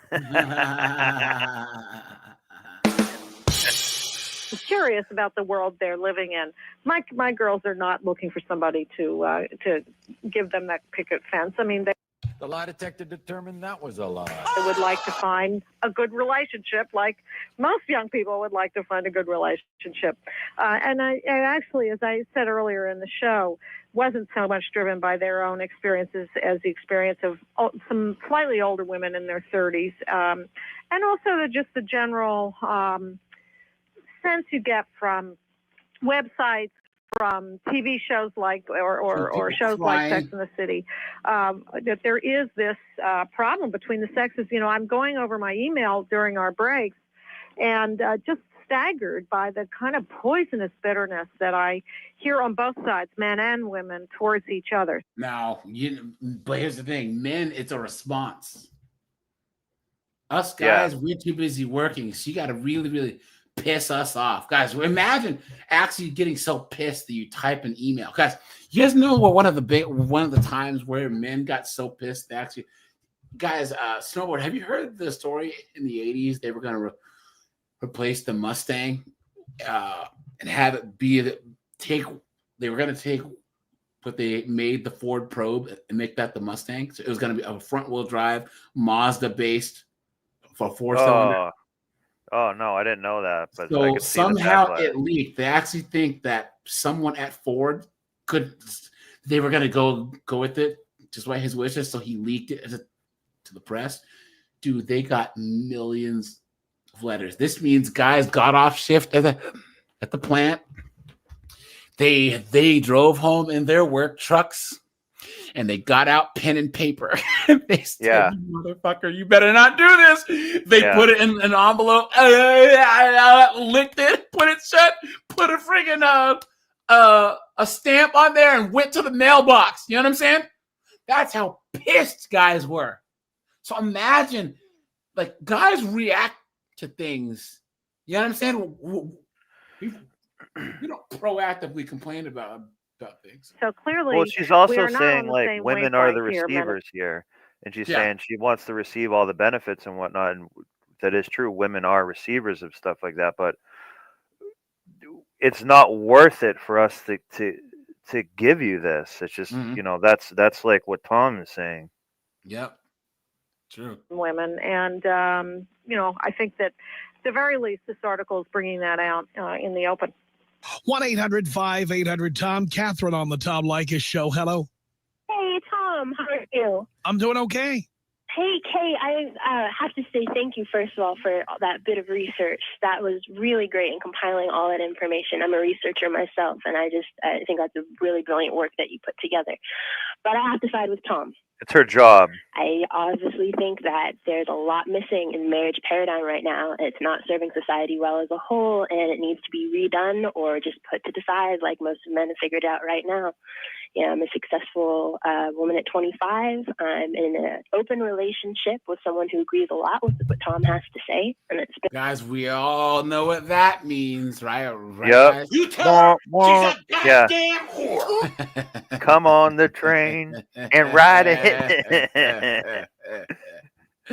And guys, she says she's in an open relationship because, guys, she's with Chad, right? And she's convinced herself that she's not a side chick. Yeah.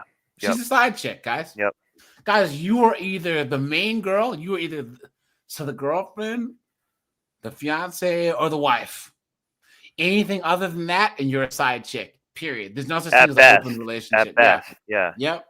been wonderful. It's much better than the pre-marriage relationships that most people wanted to have with me in my early 20s. And I think that a lot is being said about going into marriage and popping out kids in a society where there's way too many kids already. So. There are not way too many kids. We have a society that's actually going to have a real, what they call a demographic disequilibrium. That is, we're going to have far too few workers to sustain the kind of life that we... Whose fault is that? Yeah. It's the women for leading all the kids, right? It's the women for putting off childbirth. It's the women for going, I'm not a brood mare. I don't want to have 2 or 3 kids, even though my husband wants more kids. Please. And she's also worried about that because she's an upper middle class, small hat white woman who she needs people to do all of her work, her gardening and all. If you're already a worker, you're like, well, I already work. So I don't really see what the problem is. She wants a lower class of peasants. Very, very, very, very true. That people expect now for retirees and so on and so forth. And so I think there's a real question about your assumption that there are not enough kids. But aside from that, I think one of the things that maybe I should lay out on the table is I do most of my writing, or a lot of my writing, about marriage. It's a key interest of mine. And I do think that there is, as you say, Catherine, there is something problematic about the marriage paradigm for a lot of people now. And I think one of those things is that we expect too much. The kind of companionship that Tom wants, for instance, from a woman should not be in the form of marriage. I think marriage's primary purpose is to provide a consistent male figure for children. I mean, that to me is its purpose. It's lost that purpose because we try to make it mean so many other things. So I would agree with you that, I don't think marriage is for everybody, but I do think it is for people who want to have kids. All of the research that I've looked at suggests that it is better arrangement for children and for the next generation. And that's kind of a basic assumption from where I'm coming from. Well, lots of all right words. then. You I guys think it's notice me to how she said a whole bunch of words and then just didn't say anything? Anything, yeah.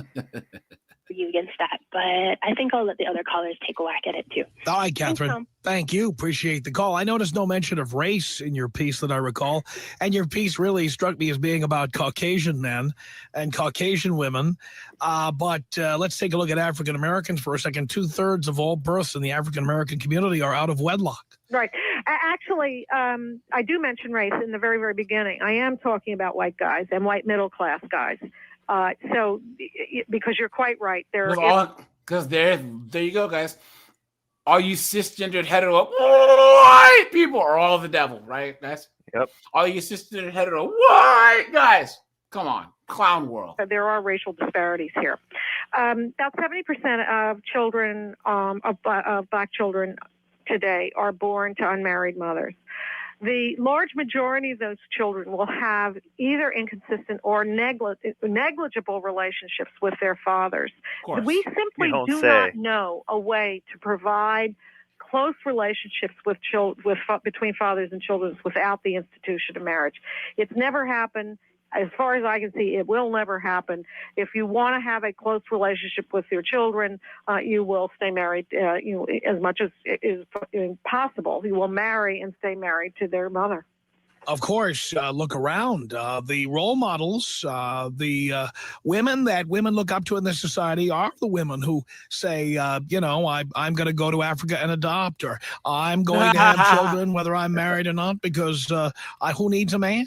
Who needs a father? Those numbers are still very, very small, Tom. The lie detector determined that was a lie. Catherine referred to my research before, and these are numbers that I'm, looked at fairly carefully. The vast majority of women who are having children without being married are low income. Yeah. Guys, wow, that's changed. That's one of the guys. What group? Captain Paulie says feminist. Facts, yeah. Guys, what group of people right now leads the way in single mother births? Anyone? College educated, graduate, professional, 31 to 38-year-old chicks. Yep. Right now. From my understanding of what's happening there, they are really limiting the chances of the life chances of their children by doing that, and they are not providing men with any role to play, in any strong social role to play. So I think that's very problematic. The women you're talking about, the ones that are going to Africa to adopt children, by the way, I have no problem with that. Those are children who need homes. And I think whoever wants to adopt them, whatever decent person wants to adopt them, it's fine. But the people who are actually creating children, we do know that the relationships that those kids will have with their fathers is very, very complicated by the lack of marriage. Yes. And of course, the laws allow women to, or at least the judges allow women frequently to skip town, move to another state with the kid, collect child support checks without ever reporting their whereabouts. I mean, if you go to one of these websites of these male rights organizations, which you may find distasteful, you will see countless stories of men who are pouring tens of thousands of dollars of money they've earned into lawyers and child support checks. Yep. And attempts to find the kids through private investigators, what have you. And women are given wide berth to just disappear with the kid and never be seen again and just collect that cash. I think that is a terrible problem, and I'm well aware of the misery of men who have been left or feel that they've been left, and whose children have been taken away from them. And I think it is a tragedy. And I'd like. So it just doesn't make it very appealing to take that kind of risk. Yep. Yeah. Well, you said that before, and I wanted to ask you. You've been divorced at least twice, from what I gather. 4 times. 4 times. Excuse me. So you have developed through experience certain ideas about what's possible in the what's relationship. possible and what marriage really is, which is a contractual arrangement in which you form a corporation with somebody that is approved by the Secretary of State of your state, with the raised seal of the Secretary of State that's placed on there before the marriage certificate is returned to you after you get married, in which you are agreeing to put in half of everything you earn, which for stay-at-home moms is frequently nothing or negligible. And then at the end of things don't work out, mom can simply open the vault and take half or more of everything a man has earned. All right. Well, let me get back to my point, which is that I don't think that young men in their 20s and probably even in their early 30s who have never been married are thinking the way you're describing. I don't agree, and I got to tell you why. There you go, guys. Of course we are. Guys, I want you to put a 1 in the chat if you're thinking this way. Right, guys? Do you see? You see how there's 6 will see a researcher. And guys, once again, this is why a lot of these studies and all this other foolishness, guys, you can't really trust academia right now because they're so far removed from what people on the ground are actually thinking and doing. It's pretty sad, So I've been doing this show in this form now for 11 years. And we've been talking about these issues with young men every day for hours, every day. They do think about that. And here's why they think about it. Because we have the first generation of adult men who are raised by single mothers. Yeah. They've seen divorce. Even though they may not have been married themselves or may not have the bitterness of past experience by getting married. They have seen what divorce is all about. This is why the median age of marriage for men continues to go up. It's because they have been victims of divorce as children. Yeah. No, I think you're right about one thing. That is that the divorce culture that started in the late 60s and really took off in the 70s has been very damaging to young people's feelings and about the possibilities of marriage. However, statistically, the children of divorce though they are more likely to divorce themselves, they often don't tend to avoid marriage. They often marry actually rather early. I would guess because they're hoping to provide for themselves what their parents have taken away. That is a stable family. And what are the divorce statistics for people who marry young? Oh, they're high. It depends what you mean by young. 80%? No. Oh, no. Well, it depends what you mean. If you get married before age 21. Well, yes, before 21. But by the time you get to about 25, those rates. Guys, there's some callers here, so let's. She is contributing editor. That's what's going to happen. Here we go. Good. Hey, Tom, I definitely agree with your side. I'm 41. Been married almost 10 years to my wife. We've got 3 kids. And both me and my wife say it all the time. If we had to do it over again, we would not have kids so that we can go out and live the Tom Leykis lifestyle. So we can look at that. Oh, wow. How do you like that, Kay Heimowitz? Right? Look at that. Wow. That's interesting that he said that. Look at that, guys. We have 80 people watching, guys. I think we have 60 likes. 66 likes. Guys, make sure to hit the like button, hit the super chat button, hit the join button for membership. Guys, we're going to do a daytime live tomorrow on AI and artificial wombs. Guys, those are usually members only. Guys, we do like the first 15 minutes for everyone, and then it goes members only. So just make sure you hit the join button our membership. Go out and drink when we want, travel when we want, and do the things that we want to do when we want to do them. Kids take a lot of money out of your pocket. Marriage is extremely difficult and very tiring being with the same person after just even a few years. My wife would agree to the same thing. We have this conversation, like I said, on a fairly regular basis. But we stay together strictly for our kids.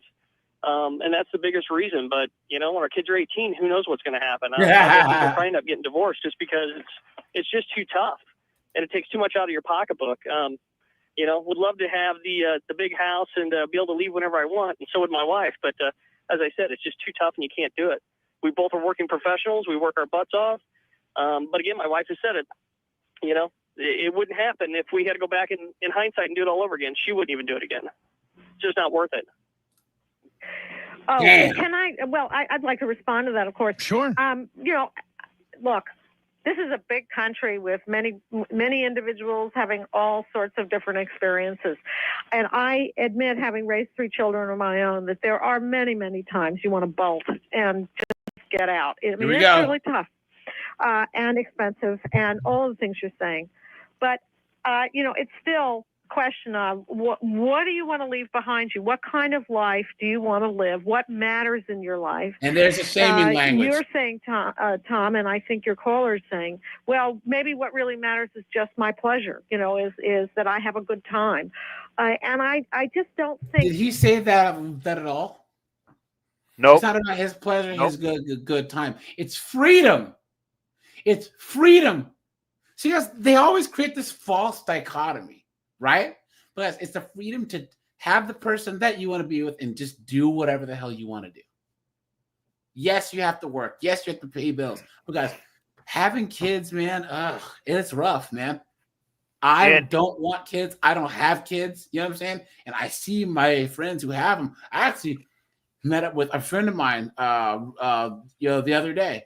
We went to a brewery, and he had his kid with him. His little rugrats ran around. Yeah. It's like, good thing I'm drinking. You know what I'm saying?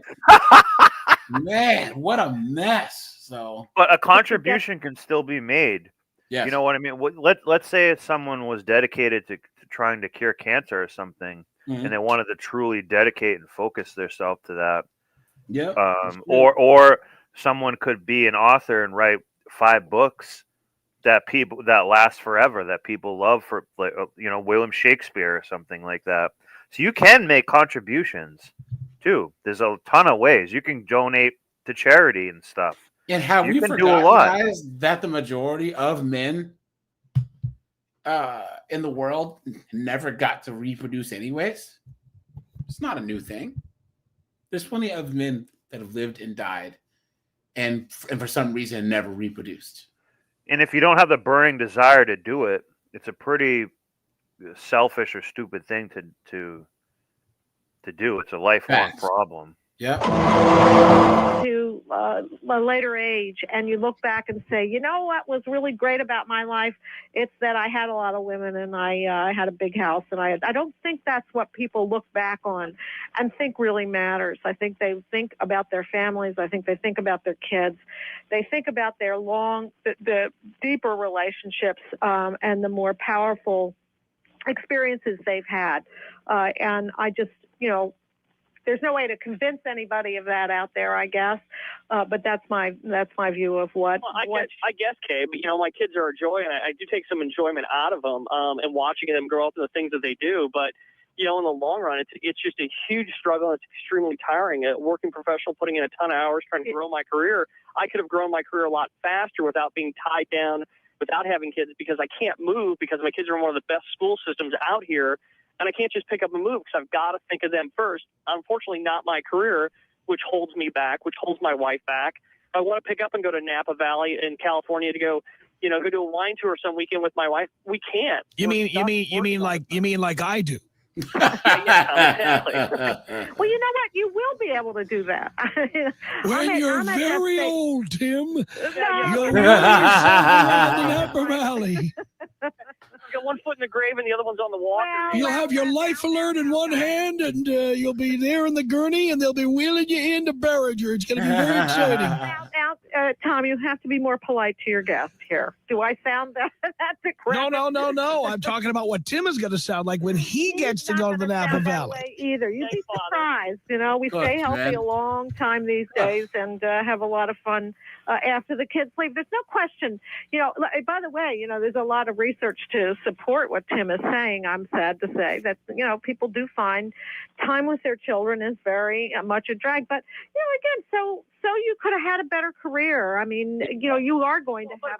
But again, Kay, what kind of life is it for my kids? I mean, I work 12 to 16-hour days. My wife puts in, you know, 10 to 12-hour days. Our kids are at daycare. They see us for a couple hours at night.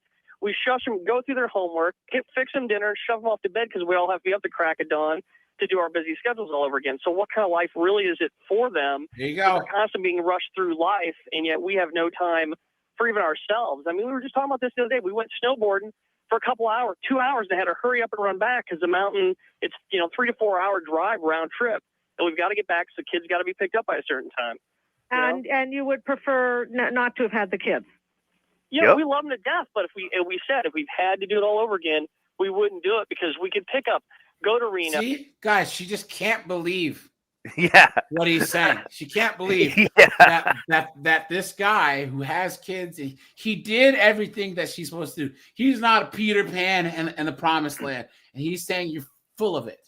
She can't believe it. She this is powerful to hear. Yeah, I wish I had found this show years ago. But like I said, I think it was more of a West Coast thing or on very late at night. Yeah, this is something a lot of men should just know. Like that's a good. What this guy is, and it takes actually some balls for that guy and honesty for that guy to come in and say that. Yeah, because you don't really hear that much, because the people are like they're stuck with this, so they can't really say that too much. Yep, that's true. Yep. I'll go snowboarding down there, go to Tahoe. We can fly to Cal. I travel a lot on business. I'm like, you know, my wife could come with me, but she can't because she's got to stay home, work, and take care of the kids and get them through school. And I travel all over the country quite frequently. I'm like, boy, great if you could have came to. I was just in San Francisco last week. I'm like, it would have been great if you could have came down with me, but she can't. Yeah, I was in Reno not that long. That's true. There are all kinds. You're right. There are all kinds of things you can't do. I'm curious though that you have 3 children. Well, you know, you got to find time for something, I guess. Tim, thank you for the call. It's 1-800-5800-TOM. That's our telephone number. Let's say hello to Holly on the Tom Leykis show for our guest, Kay Heimowitz. Hello. Hi, my name's Holly, and I'm calling from the Riverside area in California. I have 2 boys with the same man. We've been together for 13 years, and I think it works out just fine. I just recently got a job. I'm back to work after staying home for 6 years with my youngest. And you know what? We are doing just fine. If I ever did get away from him, I do believe that I would let him have what he brought into it. Whatever I brought into it, I would have. And whatever we brought in, accumulated together, we would split down the middle. That's how I feel. Now, what does that have to do with the conversation? I don't know what this dumb broad is talking about. Guys, and that's why, like, one day soon, guys, chicks are gonna start calling into the chat, into the lives, guys. Guys, I'm sorry, but I don't have patience. I think it'll be hilarious, you know, but at the same time, ugh. Oh, well, I think that's great. I'm just wondering what you're doing listening to Tom. You know what? I love Tom. My husband, boyfriend, whatever you want to call him, after 13 years, has got me into loving Tom. And Tom, you're Freudian right on. slip. I just want to say you're awesome, and I wish I could live your lifestyle, but I chose a different route. And I'm going to New York for the weekend, Holly. For the weekend. I'm 38, and I'm from upstate New York in Albany, but I relocated when I was 6, so I'm really a California girl.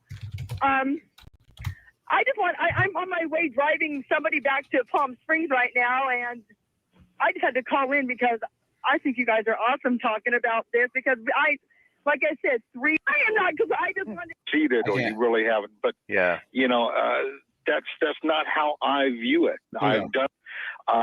Here and take the. Hey, hello, Kay. I've just got a few comments. One is, it just annoys the crap out of me when people, whether it be, you know, talk show hosts or the doctor, what's her name on AM or anybody else tell you that this is a paradigm you should strive to live for. I've lived my own life, and I've done things when I wanted to and the way I wanted to, and it hasn't been prescribed by anybody else.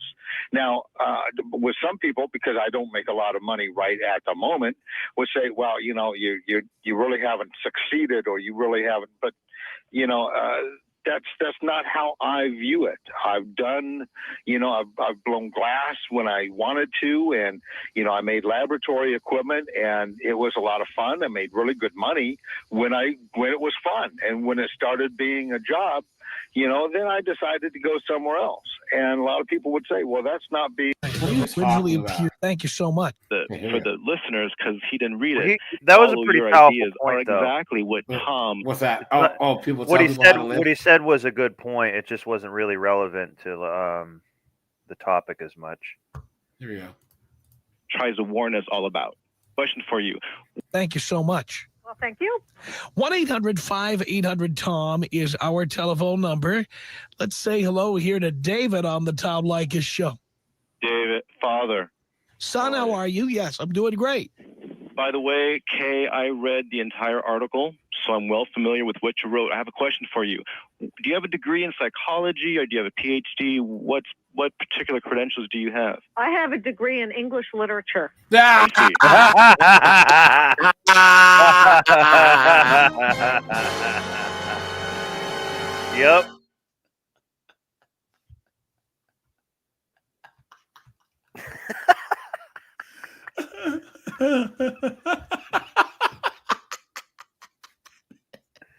That was a nice question. Oh, guys, I'd forgotten all about that plot twist. So, guys, she doesn't even have a degree in epidemiology or psychology or anything, guys. Look at that. Dante says bogus. Yeah, look at that. Okay. Well, I have a degree in psychology.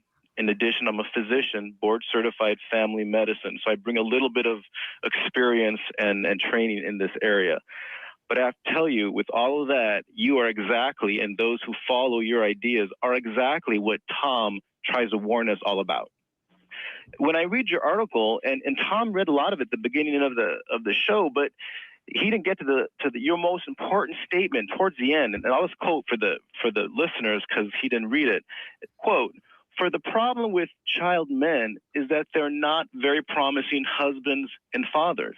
That's the whole crux of your dilemma, is that these men are not what you want them to be. Right there, guys. Right there.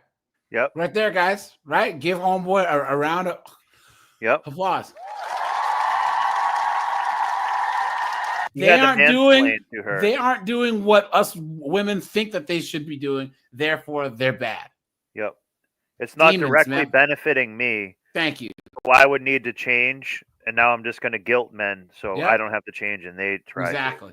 Guys, make sure to hit the like button, hit the subscribe button, guys. Hit the super chat button, please. Thanks for that, guys. Hearing this is like medicine.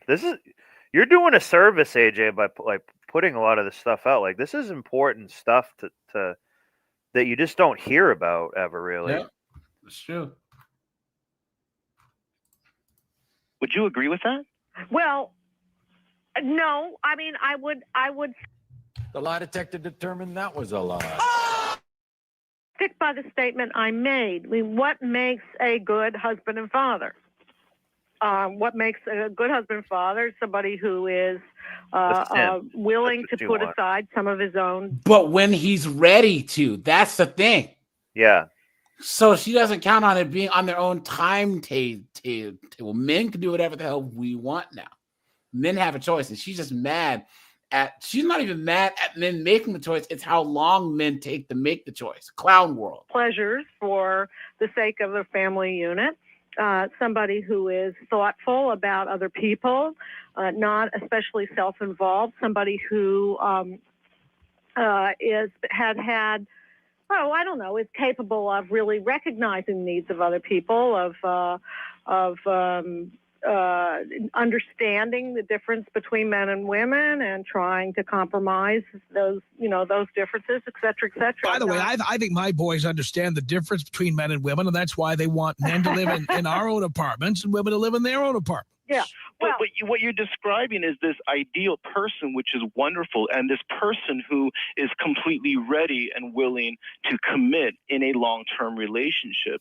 But many men, especially men in their 20s, don't want to do that. And isn't that exactly what we want people to do, which is to not enter into commitments who are not ready or who just don't want it? Well, absolutely. I don't want people to get into situations where they're not capable. That's not the whole what she's thing been is saying. Yeah, trying to guilt them. 43 minutes. Yeah. Yep, facts. Facts, guys. Facts. Absolute facts. Guys, here's the thing.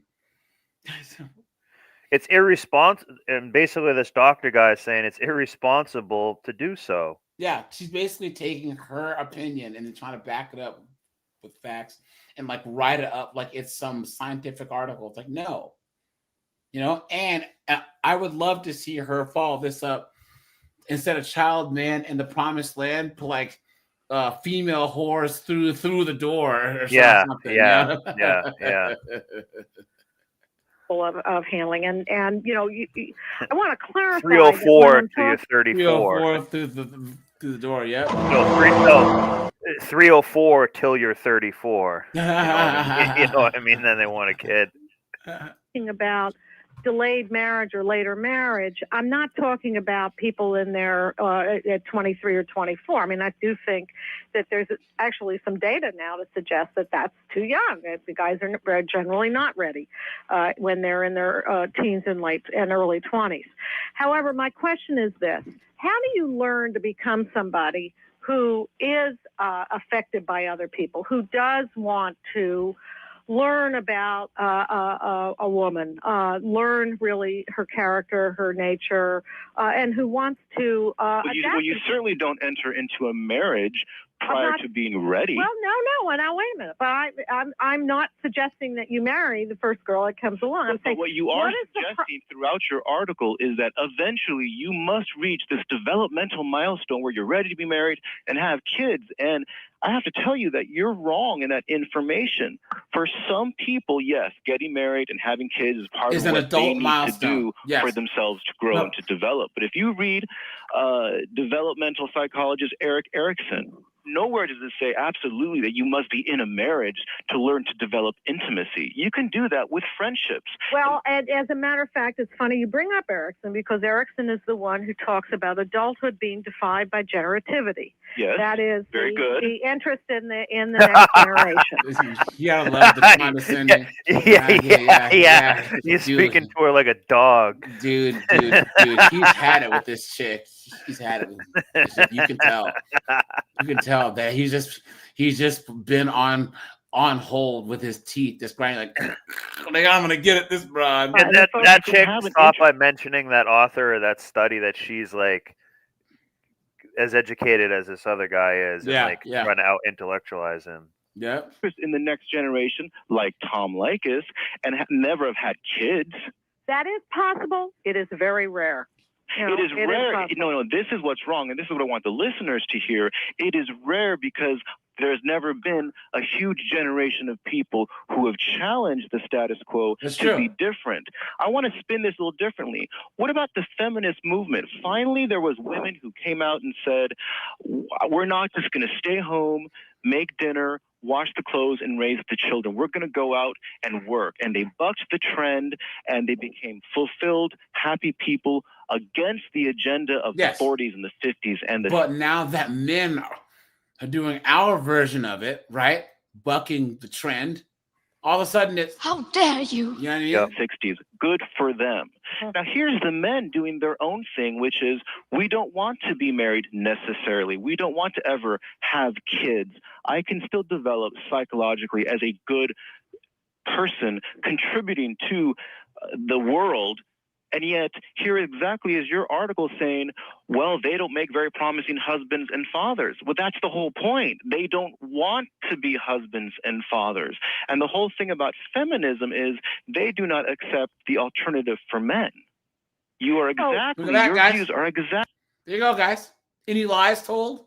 Any lies told?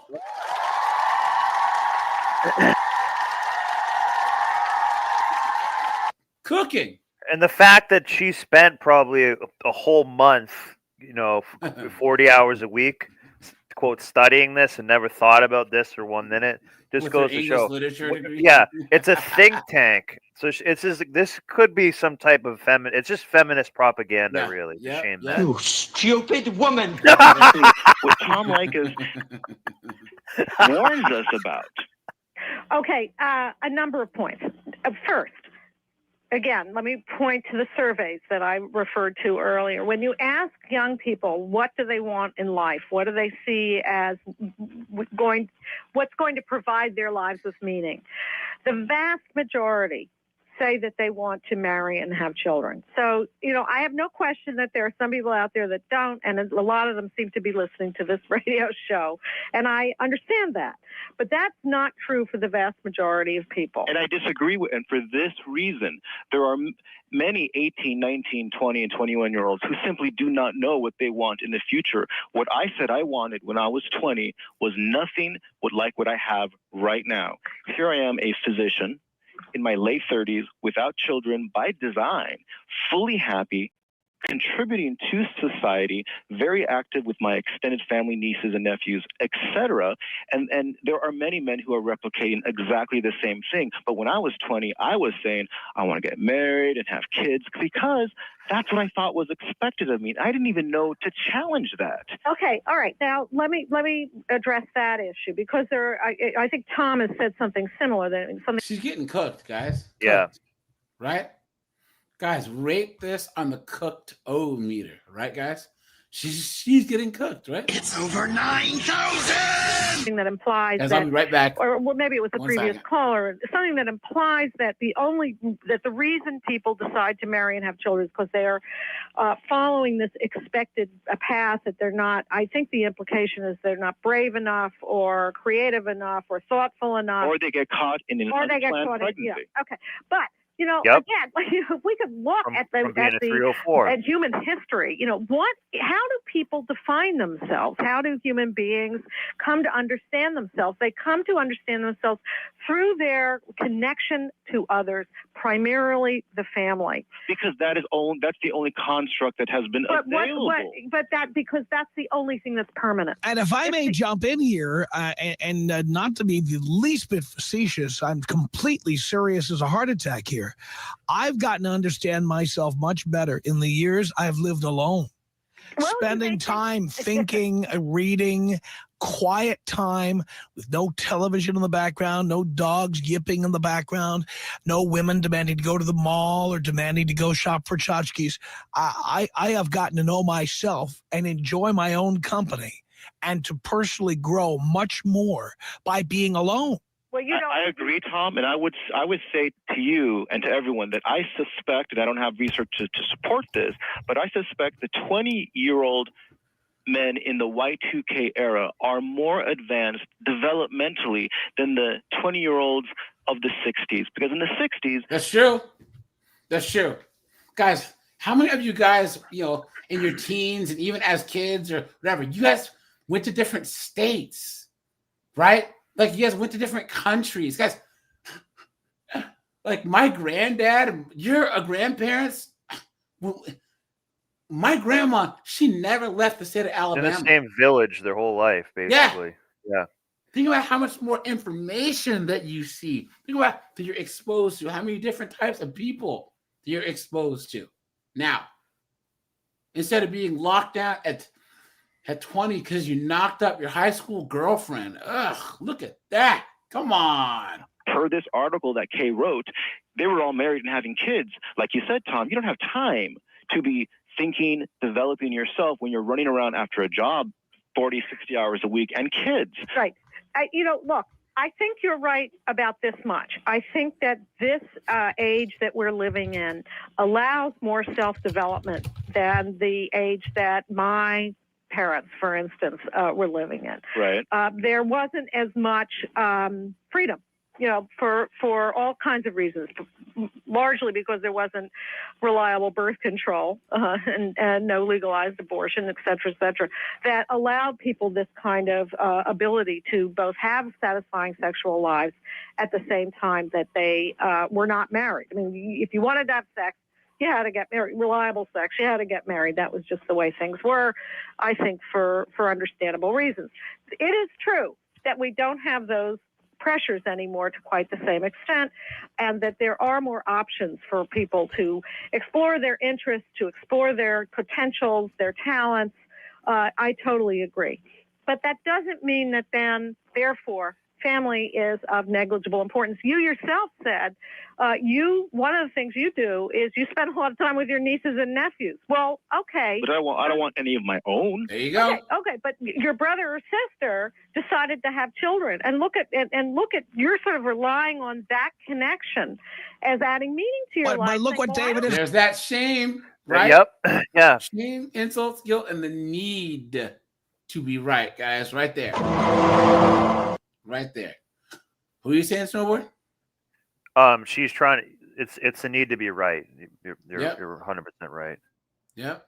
Done. David is getting the benefits of being around children with none of the cost or the responsibilities. So somebody else should carry those costs and responsibilities, so he doesn't have to do it.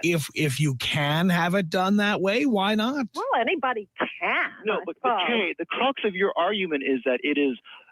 At least when I've read this article, and correct me if I'm wrong, but I'll read back to you your article. The heart and soul of your article is that you must achieve this place where you become a good husband and a good father, and you continue to talk about that. That is the important thing, and I just don't see the evidence in psychology, nor do I see that in life. For some, yes, they will get married. Some of these listeners are married. They're happy. They have kids, and to all that Tom Leykis has said, they're in disagreement, and that's great. But you don't have to do that. I'm going to throw Erickson back at you again, because I never would have thought of bringing him up. But since you did, here we go. Because I've always relied on Erickson for understanding a lot about development, and his description of it, the achievement of intimacy as being one of the milestones of becoming an adult, is something that Tom and I assume a lot of his listeners absolutely reject. Intimacy is not terribly important to becoming an adult in his thinking. But you don't have to get married to develop intimacy, you dunderhead. You guys see it? Actually missed that, guys. Yeah. Guys, and this is how this now academia and these feminist think tanks, they can have some of the smartest stupid people there are. You know what I'm saying? I almost guarantee you she's also probably written an article. Oh, it's okay to go out and be a 304 and get intimate with a whole bunch of people. Yep. I almost guarantee you she's written something about that. Yep. Yeah, Mr. Smith. No, it doesn't count. The majority of men are single and childless. Facts. Facts. Yep. We're not a failure. You're not a failure. Yep. Because of that. That's completely irrelevant to becoming an adult. Now, we can have this argument about whether that's true or not. By the way, I don't quite agree with that, because I do believe that intimacy is important. I also happen to believe that your best friend is almost never the person you are married to or living with. Exactly. You don't understand what Erickson is talking about. He talks about mutually satisfying relationships. Yeah. You always pigeonhole that into marriage, and I'm telling you that's simply not true. But look, for everyone. Well, for everyone, no, it's not. And we have the free look. We live in a society at a technological era that makes it possible for us to live alone and to make choices that human beings didn't used to be able to make.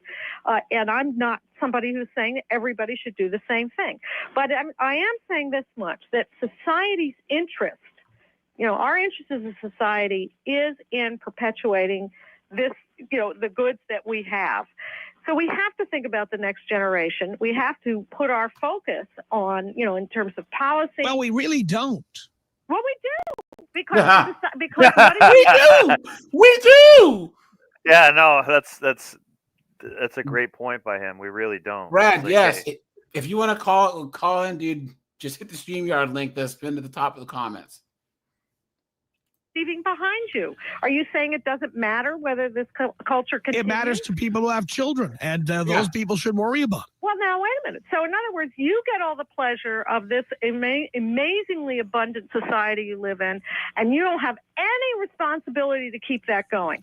We pay taxes. Yeah. You absolute dunderhead. Some people are really fucking stupid. What are you talking about? Guys, if you don't have kids, you're paying taxes to some stupid school district that's housing these ignorant, illiterate These ignorant, illiterate PIA kids. Exactly.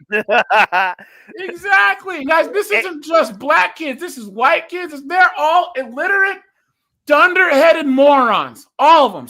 Looking at their phones, sagging their pants, friggin' vaping.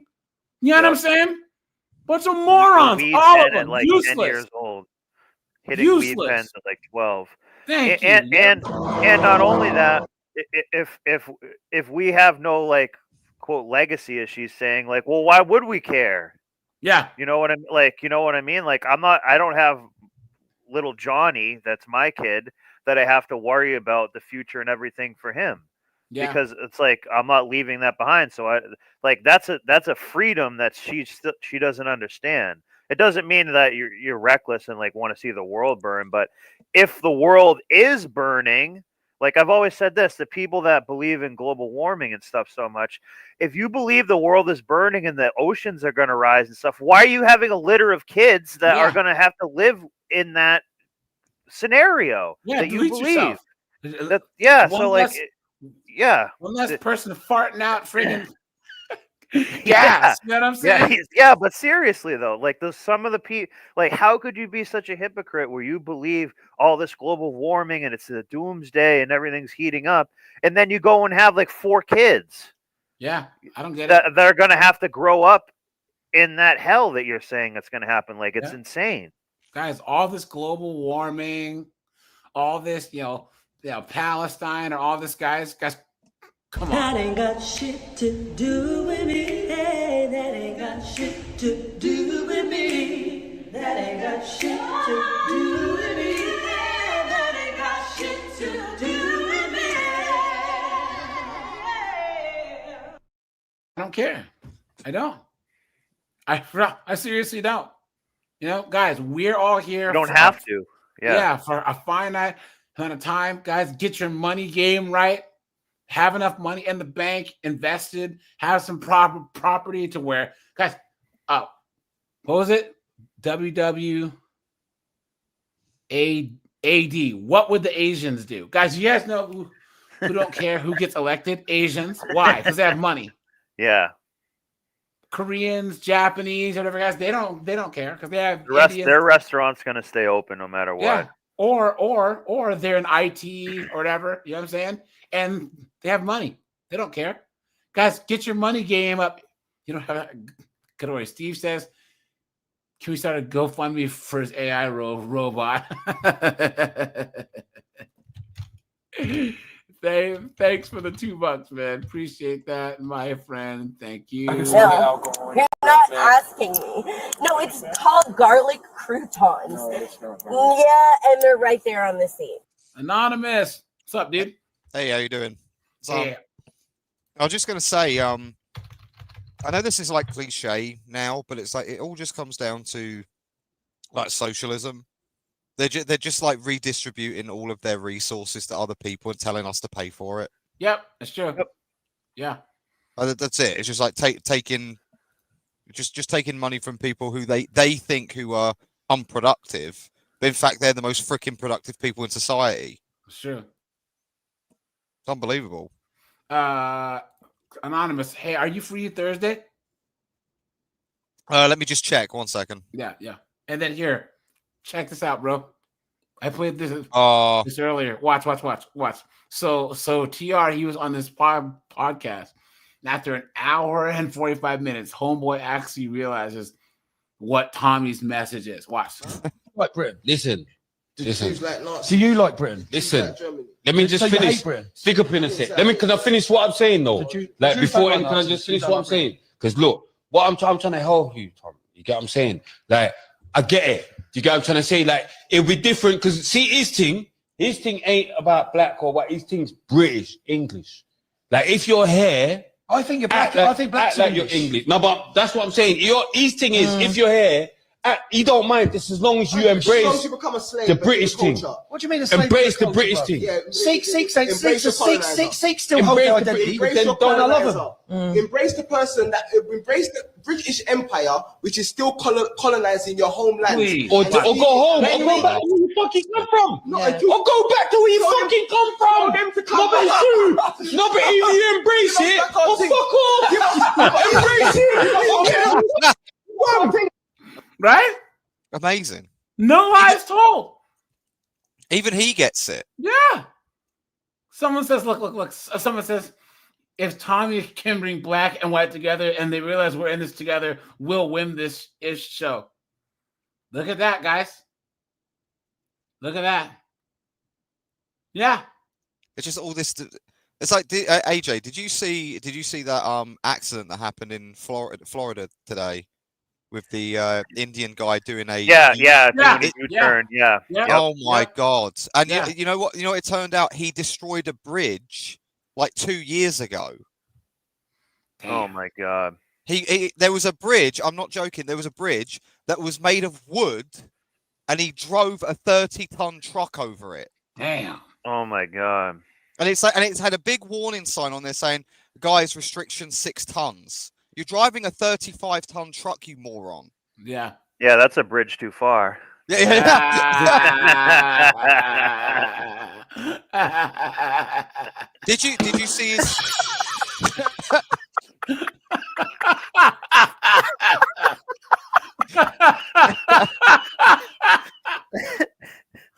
Oh no! So this is the thing that really frightens me, right? It's like when I see the guy, because I saw that video and the aftermath of it. This guy had like no remorse on his face whatsoever. Yeah, none. He was kind of like giddy about it. It was strange. Yeah, it was so weird. You know why? It's because he has no affinity for the place in where he's at. Yeah. He's never been held accountable for anything. Yeah. Never been Do you held think accountable for anything. if he messed up one of his sand bridges over there, they would bury him under that? Yeah. Seriously, they would bury a lot of. Yeah.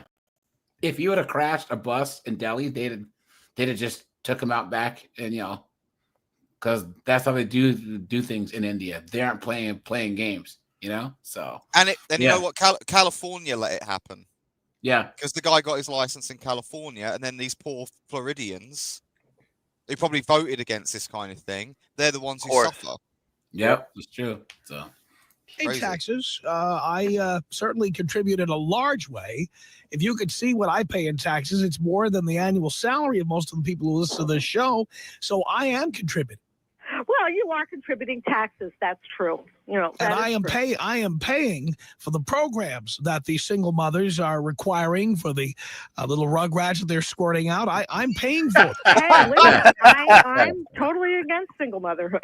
What you're doing, Kay, is you're bringing up more arguments to support your overall belief system in life, which is but that's what we do. That's what we do, Dave. You're doing the same thing. That's true. Not really an argument. But what you want though is for men are vessels to bring happiness to women. No. Yes. That's exactly what you're saying. Women are the when you say receiver. men need to grow up. Men. When you say men need to, you're saying that women have been wronged and men need to make it right. Men need to. Well, guess what, guys? Men don't need to do a damn thing. Oh, yeah. Sorry, Anonymous. Sorry, man. Got to do that, man. We are cash delivery systems. No. That's totally unfair. I believe that men get a lot of pleasure out of marriage when it's working right also. Anonymous, you know who Tom Leykis is, right?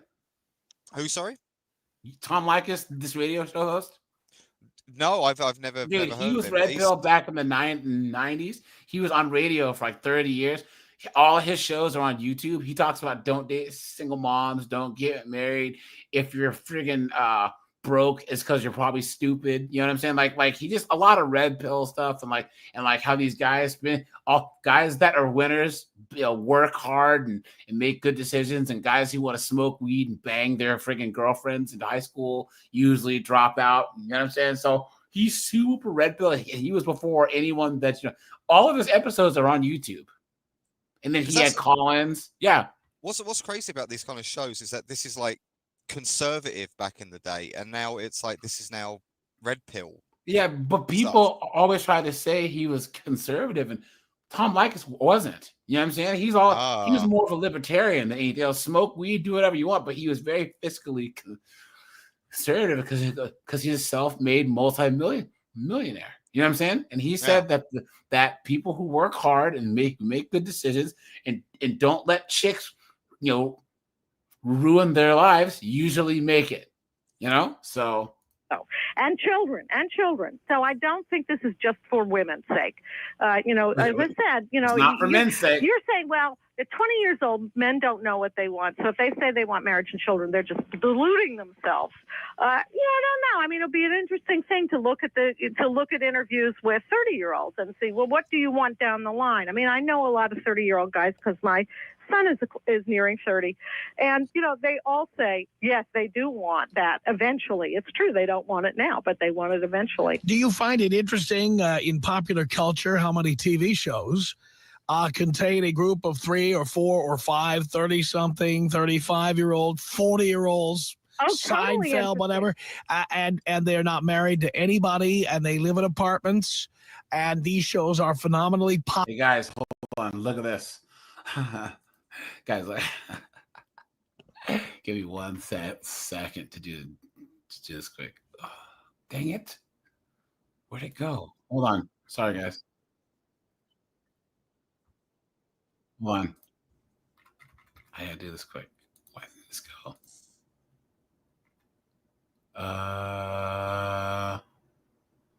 Hold on, guys. Okay, here it is.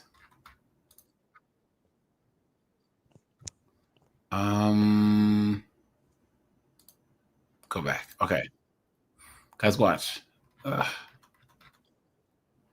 Look. Are so mean and like really racist and very shallow. As the last video I was making, my smoke detector has not been changed. I'm a student. I live in student housing. We reached out to the maintenance team 100 times. There you go. They still haven't fixed it. For everybody, as I was defending the homeless, to comment, that's the sound of blackness. She's Section 8. I can't hear over the bird. Y'all, like, something is deeply wrong with you guys. Like, I'm literally talking about homeless people being abused and ripped off the streets, and you're calling me Section 8 because I'm a black woman? Y'all are really evil. Like, Trump supporters, like, y'all are crazy. Like, no, because there's a pattern. You guys see, get it together and get off my page. Ugh. Trump's. Why can't you just change the battery yourself? Exactly. It takes like 4 minutes. I bet you she can change the battery in her sexual aid. Self-pleasuring device. Guys, I just don't see how people can sleep. How can you even handle that? That thing beeping, it would just drives me crazy. Delusion. But that's how much escapism and stuff that they live in. Yeah. Like, think about how but seriously, think about how disconnected you have to be from reality and stuff that won't get to you. But you have to be to where you don't even hear it. That's like my friends down in Argentina live near like a railway station, so they're just used to the train. It doesn't even bother them anymore. And I was at their house. I'm like, God damn, what's that noise? Yeah. Oh, yeah, that's the train. That college chick's used to the train too. Popular. Yeah, I think it's terribly interesting. And I've written about it quite extensively, noticed it, I guess, maybe 15, 20 years ago. I was starting to notice that these shows, remember, you used to have sitcoms that were only about married couples and families, right? And then by the time, I guess the first that I remember was something like Mary Tyler Moore, the single woman in the city. That was the beginning of a whole new Actually, don't forget that girl. Yeah, that's right. Oh, that's right. She was before Mary Tyler Moore, wasn't she? Yeah, but that was, she wasn't as popular as Mary Tyler Moore. But look at the people who play. Go out and have fun, and they go on vacations together. Well, let me tell you a little bit about marketing, Tom, but I'll bet you know this. How do you get advertisers interested in a show? You tell them that you can bring in a lot of young people with disposable income. Just a young guy. But how would you do that if you weren't relating to something they care about? And they want to look. You would not attract a large number of 18 to 34-year-old viewers if your show was about a husband and a wife and a couple of kids. Even though, you may think there's a lot of people who are 18 to 34 who are married and have kids, 18 to 34 we're talking about. But the way to get 18 to 34-year-olds is to have shows like Friends or Seinfeld. I totally agree with you. Completely agree. And you can see it on our website. Just go to the link. But I really sort of resent. Okay, guys, listen to this chick who calls in. Watch this. This last chick. Watch. 105-800-TOM is our telephone number. Let us go to a caller who is our longest-running fan. This is Kat in Studio City on the Tom Leykis Show. Hello. Hi, Tom. Thanks for taking the call. I want to say that I like Kay very much, but I just disagree with about everything she says. I've always contended that our generation, baby boomer, holds off puberty till 30 and adolescence till 60, and that goes for women as well as men. But I really sort of resent that one contention that, what are you leaving behind, as if the only way to contribute to society and to the future is to pop out a bunch of kids. I find, and I'm way over your demographic now, that the older I get, the happier I am that I made the decision not to marry or have kids. Although, guys, there's lots of people who shouldn't get married, who shouldn't have kids, right? If you don't want to do, especially having kids, if you don't want to have kids, guys, don't have them. Do not have them. Only those who actually want to have kids should have them. Guys, if you look in the mirror and you ask yourself, do I want kids? If the answer is anything but yes, if the answer is anything but a hard no, that means yes. Maybe means yes. Maybe one day it means yes. Guys, if it's a hard no, it means no. Anything else means yes. And guys, don't trust chicks who say they don't want kids. Only a small percentage of chicks don't want kids. I would say 97% of chicks want kids. Especially if you're that guy. If you're that guy, guys, they want to have your kids. Anonymous, you were saying? Oh, I was gonna say, yeah, it's a biological need for women. Like it just. I'm sorry, I've got a bunch of girls who I know right now who are just like they're going through the baby rabies shit, and they've got no one around to procreate with, and they're freaking miserable. Are they hanging off the back of your tow truck? Yeah. Some of them I would need the tow truck to move them. Oh man. Marriage is, I respect marriage. I just never was interested. And having children, I don't care for children. I don't do anything for children. I don't, I hope that every child in the world is well cared for, loved, and not abused. But I don't see that that's the only way to contribute. That's a very outdated idea to me. I apologize, no offense to Kay. I think she's very bright, but it's just, and it's a contention that just drives me crazy. Well, so let me respond to that. I don't want to say that that's the only way you can contribite to the future. That's what you just said the whole time. That's what you just said, you absolute dunderhead. Guys, how many times did you say that? At least 10 times. Like at least 45 minutes. Smoking. At least 10 times. And They you guys could never notice? be consistent. Yes, but she's changing it up because it's a woman. Well, she's getting if you cooked say everywhere she goes. if a man is anti-marriage and anti-kids, right? All of a sudden it's how dare you? But then the moment that a woman is anti-kids and anti-marriage, it's go on, girl. Yeah, we can all make our own choices, and we have to think of a new paradigm for dating and relationships. I am woman, here you are, in numbers too big to ignore. Both Mother Teresa, who did not have children, was very social-minded and future-minded and concerned about the well-being of the earth and so on and so forth. So yeah, we'd have to put the Pope in there too while we're at it. Every Pope. Yeah, right. Well, every Pope since the 1600s. Right. So I really don't want to make that argument, but I will say this: that because I'm talking here on this show to what's a fairly niche group, if I can put it that way. The fact is, the vast majority. By the way, I hate to interrupt. We are the #1 program among men in Southern California. So, would you call that a niche? No. Let me put it this way: the vast majority of Americans and human beings in general will have children. I mean, that's just a fact. But only 20% of our generation has not, married or single. That's not true. It's still a minority. I mean, because it means 80% have. Exactly. But it's the biggest minority that there are. I mean, first of all, we don't need as many children to be born as they did in the more agrarian early days of the 20th century and farther back. Second of all, I just think that, and Tom has brought this up too, I think the law should make it harder for people to be married than to be divorced, and that people should think about what they're doing before they have children. And it's just not something I personally worship, but I mean, if people are going to have children, they should really try to raise decent human beings. I don't think I'm getting the bang for my buck for the taxes I pay for the parenting, if I may use that stupid word, the parenting that's going on today. It's just it seems like a big waste of time. And what are you contributing? Are you contributing an Einstein or a Charlie Manson? Whatever the child you have is not necessarily going to be such a great contribution. We should add here. We should add here also the recent census statistics that came out, and I know, Kay, you've seen these.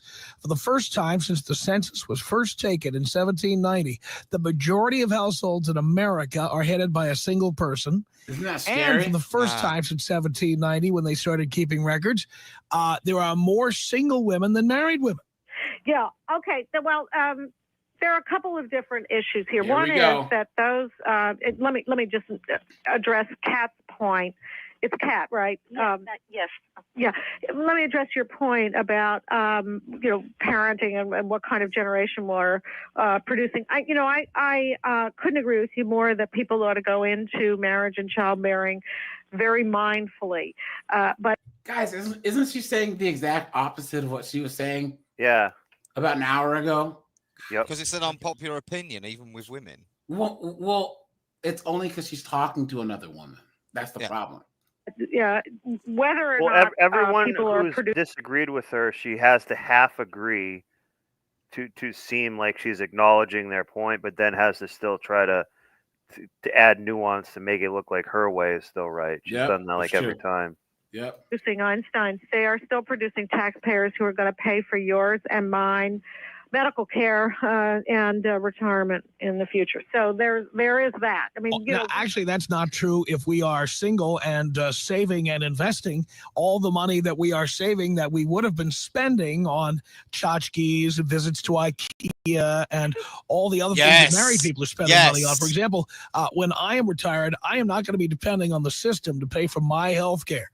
Because the money I have saved by not being married and giving it to wives is going to be spent on my future medical care. All right, Tom, you may not be, but most people are. And I do expect to be somewhat reliant on the health system. I would say if people did it my way, if guys just resisted marriage resolutely and took the money and put it away, everybody who follows my advice would ultimately be well cared for in their old age. No. Right there, guys.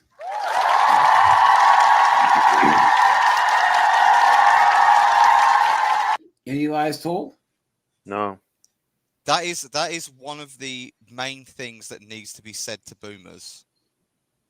Honestly, this was in 2008. Yes. Like, man, this guy was ahead of his time, dude. Well, yeah, check him out, dude. You can find all of his episodes. Just with Tom Leykis. His best are when his haters call him. He's broad. Tom, you son of a bitch! I hate you. Ah! Yeah. Oh, he's hilarious, dude. It's so good. I've never heard of this guy. By themselves. And he was on our national public radio, like somehow. And this is why I always say, guys, censorship is not about your vernacular, the words you use. It's about censoring ideas. Because there's no reason why we shouldn't be able to say the ideas we want to say on YouTube. We don't have to say the F word and all this other stuff, right? Because we're clever enough to get around the algorithm. It always drives me crazy. YouTube and the censorship and blah, blah, blah. I can't say F this. No, you can't. Okay? That's how it works. Because if Tom Leykis can say some of the crazy stuff he was saying on federally regulated radio, then YouTube is nowhere near as tough on censorship as national radio. As FCC was then. Yeah. And not only that, the advertisers themselves is really who he works for in a way. Mm-hmm. So there's something like, I don't know, a tampon company or something like that. That is on the network that he's on. You know what I mean? So like it's even like another level of censorship. Yep, sure. Yep. Going to take care of yourself when you're old. Or you can afford to bring in the qualified, competent help. That 20-year-old nurse, huh? Well, maybe so. I'll tell you what, that's a good idea. Yeah. To go on, reproduction has You can to drain go my on. cyst. It's just quality would be better than quantity, and all those things like we're raising. So we're all supposed to have a lot of kids so we can have people take care of us when we're old. No, come on, that's not fair. No, I know it's not fair. It's not fair at all. But but it's always heaped on me and people like me. You're selfish. You're this. You're that. No. I don't argue that. I don't believe that. I no, really you're, don't. You're smarter than that.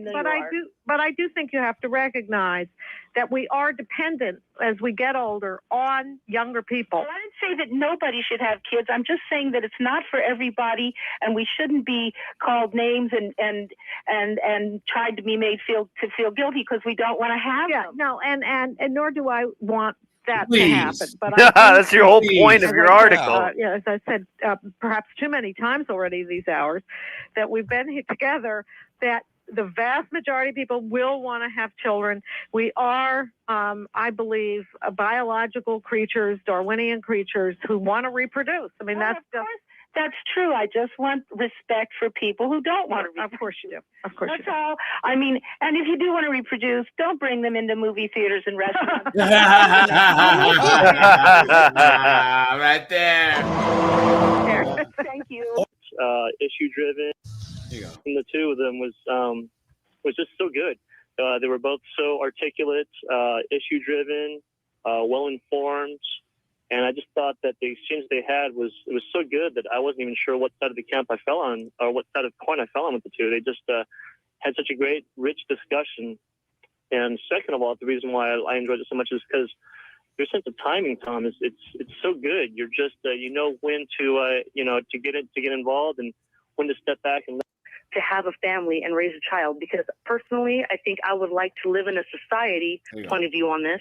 Just step back and let Fate. Stop glazing. Hey, how are you? Oh, I'm fine, thanks.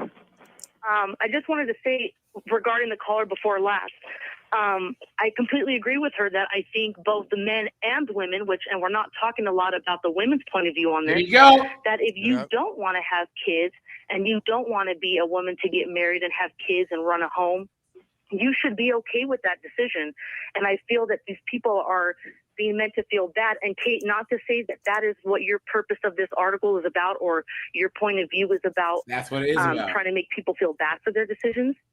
But I feel like that's the point that's getting across, that if you are not the type of person, man or woman, who wants to be married and start a family, that you should feel bad for that, or you should feel selfish for that decision.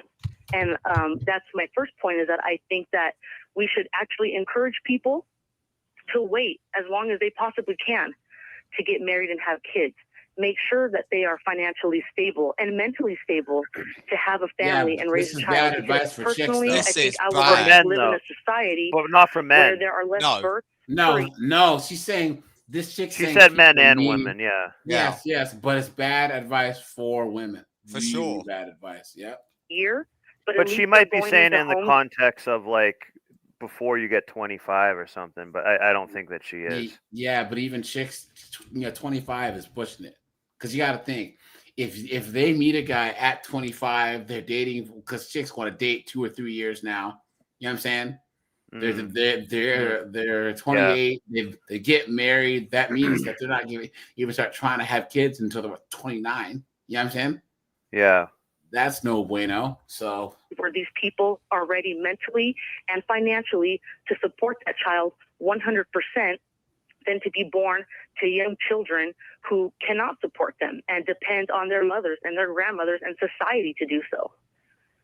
Yeah, I totally agree with that latter point. And, most of my work, or a lot of my work over the last few years, has been devoted to the question of how to improve the conditions in which children are born into this world, in which they grow up, But you sure will shame men, won't you? Yep.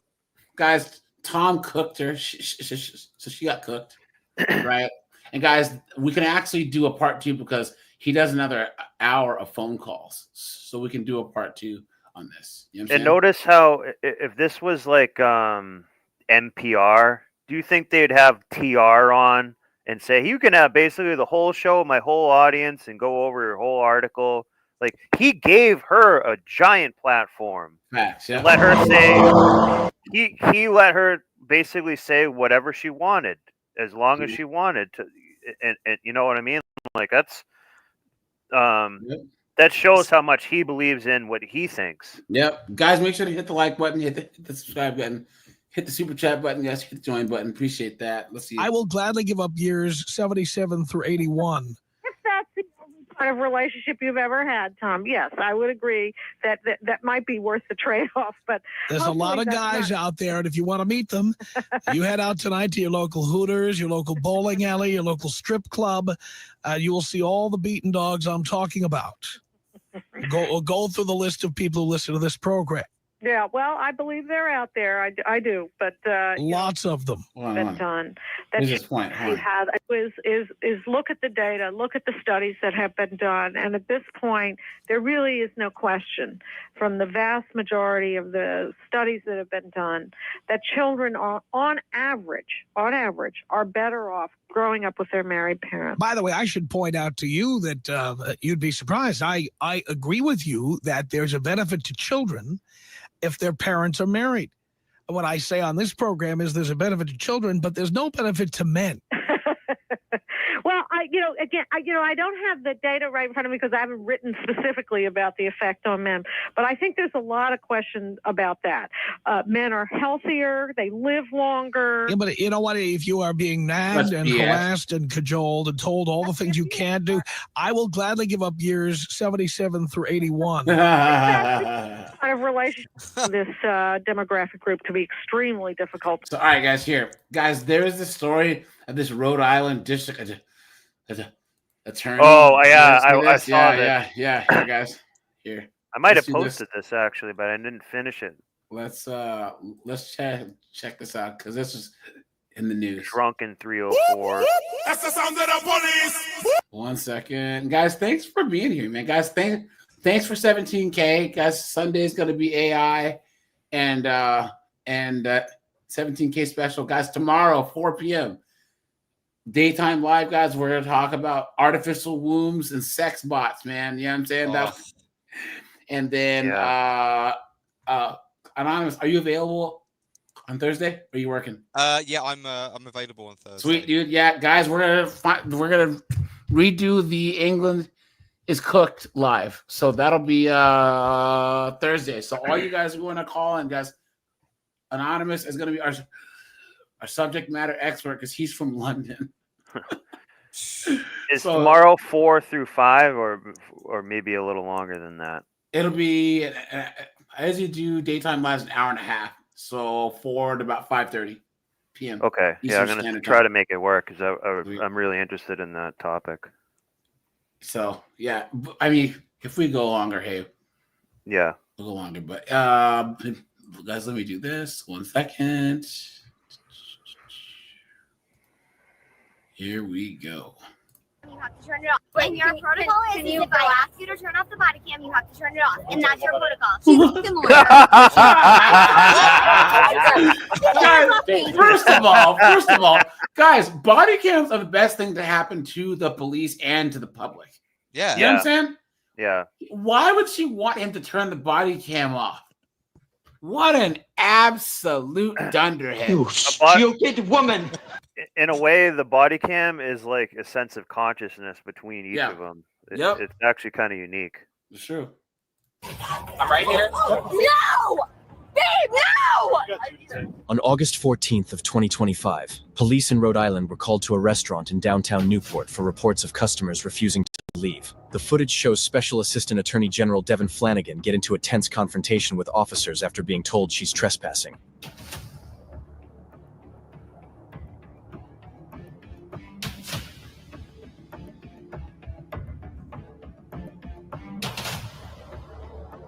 This is Peter Griffin territory. Yeah. You should I want you to turn your body cam off. Protocol is that you turn it off. If a citizen requests it to turn it off, she's a lawyer. So they want you guys. Where did they even hear this? Yeah. Guys, how many body cam reactions have we done in the last 2.5 years? There's now thousands, right? I've never heard this before. This is the first. Well, you're in public as well. You're allowed to. Yeah. Hey, but she's a woman, so she thinks she's going to start ordering around a cop. That's mostly really what it is. She's a woman of authority. Yeah, she's a lawyer. Ooh. Hey, let's just make it easy, okay? Make it easy. That's not. I am. Okay. I'm her That's husband. not the point. Can you look at me? Yeah, we'll talk over here, okay? Your protocol is. Can we all talk? Can we all talk? We'll talk over here. They want to leave. Your protocol is. Can we talk?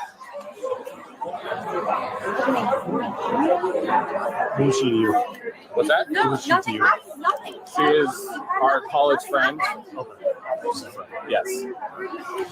No, I'm not. You guys just want to What know does if a you college want to male discuss friend do? anything we can do. Smashes you. Yeah. Say again? I said, what does a college male friend do? Smashes you. That's what happened there. Yeah, right? Seriously. Steve, guys gotta know. Please. No, I'm not. No, I'm not. Do we want to chat? I know that your protocol is. So you're trespassing, we gotta leave now. Unless you want to be in there. We're not trespassing. You haven't notified us that we're trespassing. You're not Number one. trespassing. Number What I two. just say He's notifying you now, you Number dummy. one. Number one. I don't Number want to two. arrest you guys. You're not going to arrest us. Number two So let's is leave. that. That's what you think. That's what you think. A pot smoking. Protocol is. Wait down for 1 second. We ask you to turn the body cam off. deal with this. They are calm. What are you talking about? Can we calm down for 1 second? No, I understand you don't want to deal with it, but the protocol is, and your protocol is if I ask you to turn off the She's a district attorney. body cam, you have to turn it off, and that's your protocol. She's a fucking lawyer, so she knows. She's Well, like, that's bullshit lawyers. guys, look at that. Look at that. Yeah. She said you're a bullshit lawyer. Look at that. Oh, guys. nice. Amazing. Look at that. Look at that, guys. Come on. City boy, city boy. You guys, look at this shit-eating grin on her face. Well, that's bullshit. Hold on. Where is it? Oh. She's a fucking lawyer, so she knows. Well, that's Yeah, bullshit. I saw it. Oh. Guys. Come on, dude. Come on, guys. Look at that. I ain't gonna lie. The only thing I'm finna increase is my motherfucking fist across your goddamn face. That's what the fuck. That's what's about to get increased. Lawyer stuff, so that's not true. So we gotta go. No, it is. That's law. I'm an AG. I'm an AG. Attorney General. Sorry. I don't give a Yeah. shit. Let's go. You said I don't give a shit. Let's go. Hey, hold on. This is gonna go in the base cop. Hold on, guys. I have a whole playlist of base cops, and we got to do a whole live stream base cops. And the good thing about a base cop, it saves so much time. Exactly. But they could serve someone else. Like right now, there could be a car accident or something that he could go help somebody. But how many times have we seen these women just waste like 30 minutes of time of just garbage? Dude, hours. Hours. Hours. I'm Yeah. not listening to you because I don't give a shit.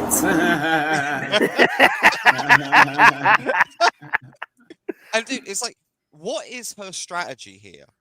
Guys, I couldn't be a cop or a corrections officer. Guys, I'd be. Swear by God and Sonny Jesus, you will all visit the infirmary. Every last motherfucker in here. I'd be busting heads, dude. She thinks she's in court or something. Yeah. Hey, guys, these chicks think that there's an invisible force field around them. Yeah. You know what I'm saying? So, we're leaving. Please don't put your hands on us. Yeah. Can you get your children out of here? Like, they call it the force field. I'm sorry, what? I'm sorry. They call it the horse field. Use the horse. Watch. Look. Sorry, what? They're two full-grown women and mothers of children. Let's go! Yeah, time. It's time! We just need to take I'm an AG. Who cares? I'm an AG. This is the shortest, most satisfying arrest that we've seen. Because usually there's a build-up. You know what I'm saying? Yep. No, they make quick work of it. It saves so much time. Go. What do you probably cause to detain me for? Because you're an idiot. Because you're not leaving. Because I'm what? You have. Can you relax? Sir, she's not doing anything. Shut up. Who's this simp? This simp. Who's Get this him out of simp right here. Guys. It might be the husband. Yeah. Come you can see on. the wedding wedding. You ring. can see the wedding ring right there. Simp. Don't arrest her, man. I love her, man. Beta. I'm an AG. She's an AG. So what? Honey, you're not. She's not being arrested. Let's go. I'm not being arrested. You're putting me in cuffs. I'm not being You have arrested. weapons on you? No, I'm an AG. Her badge is in the car. You want to go get a badge? Shut up, Let me dude. tell you something. You're arrested. Get the hell out Are of you want to be next, man boobs? What are you just seriously? No, Get in the car and shut up. Let me tell you something. Are you on arrest right now? No. And so she's using this as like a threat. You're not Mirandizing me. Because she's not. Oh, see? And that's how you know she's an idiot. Hey, guys. When do the cops have to read you your Miranda? When you're actually arrested? No, when you're being questioned. Right. Okay. Guys, if you get arrested, they don't have to read you a Miranda. If you're even being detained. Now, most of the time, they are detaining you to ask you questions. Yeah. Because they can detain you and not ask you a damn thing. Right. So you don't get Mirandized. That's why they say, was it? You have the right to remain silent. You have the right to an attorney. What's the other one? Anything you can say will be used against you. Blah blah blah. That's all about questioning. You know. So Relax. Oh, relax over here. Oh.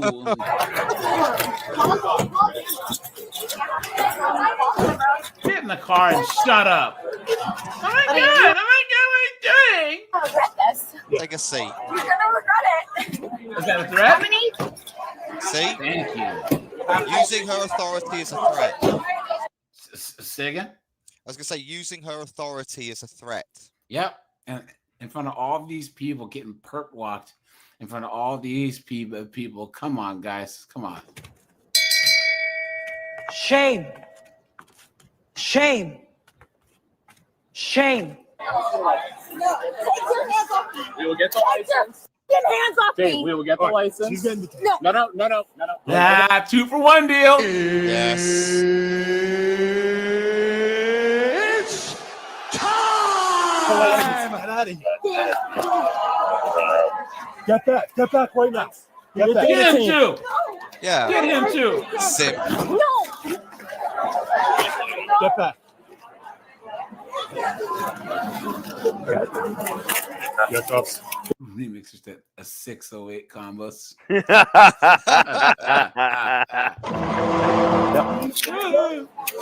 right here. I'm right here. It's okay. Just go from I'm right here. No, You just gonna slip those cuffs. I'm right here. I'm right here. See? Told you she was gonna slip the cuffs. Told you. Come on, babe. No, no. Oh, nip slip. All Babe, I'm right here. No, I'm right here. I'm right here, babe. Help me. I'm right here, babe. Beta male. Please, I'm scared. I'm right here. Please, I'm Scared. Please, I'm right here. No, I'm not gonna find those. I'm after. I'm right here. No. Okay. No, please don't do this to my friend. I'm right here. This is why I don't go out much, guys. Talking about whores, people. They're everywhere. You know what I'm saying? No, Right no, here. no. Babe. I'm right here. Babe. I'm right here. No. There's babe. nothing you can do. Relax. Yeah, Relax. you're done. No, Relax.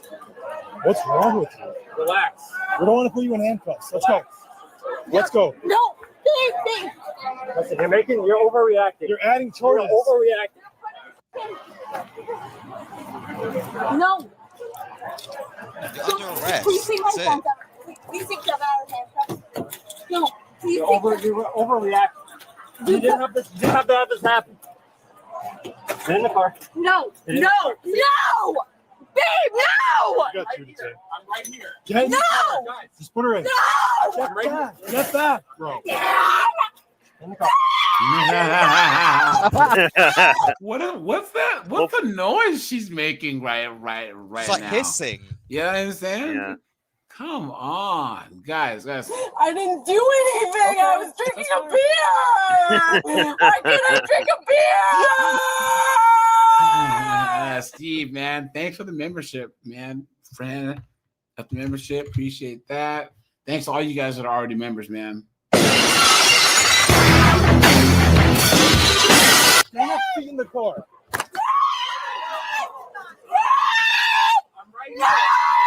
Get in the car and shut up. Get your feet in the car.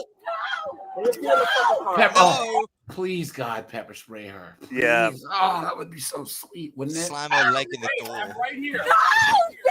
Taser. No. Get your feet in the car. Who the fuck are? Get Don't your touch feet me. in the car. You're a grown adult. You're acting like a kid. Dad! Hog tire. Who are you? This is so You're inappropriate. You're Get in the overreacting. car and shut up. You're overreacting. Yes. So That Simp just went in the Don't door trespass. kind of because he knew he was going to get spoken to. He just Yeah. went in that door right there. Yep, here you go. They wanted him to trespass. They were just throwing a fit. Yeah, trespass. So we got two to take. After warning. Assistant AG Devin Flanagan was arrested for trespassing, She's an disorderly assistant. conduct, and obstructing Oh. justice. Her friend was arrested for resisting arrest, disorderly conduct, trespassing, and obstructing justice. What a mess. And this is the thing, AJ, right? Like these girls like act like that. They act like that because they've never actually they've got their simp freaking husbands and boyfriends, right? Because they never actually get talked to like that. Yep. Here we go. An update now on a story we first told you about last week. 12 News has obtained body-worn camera footage of the arrest of a Rhode Island Special Assistant Attorney General.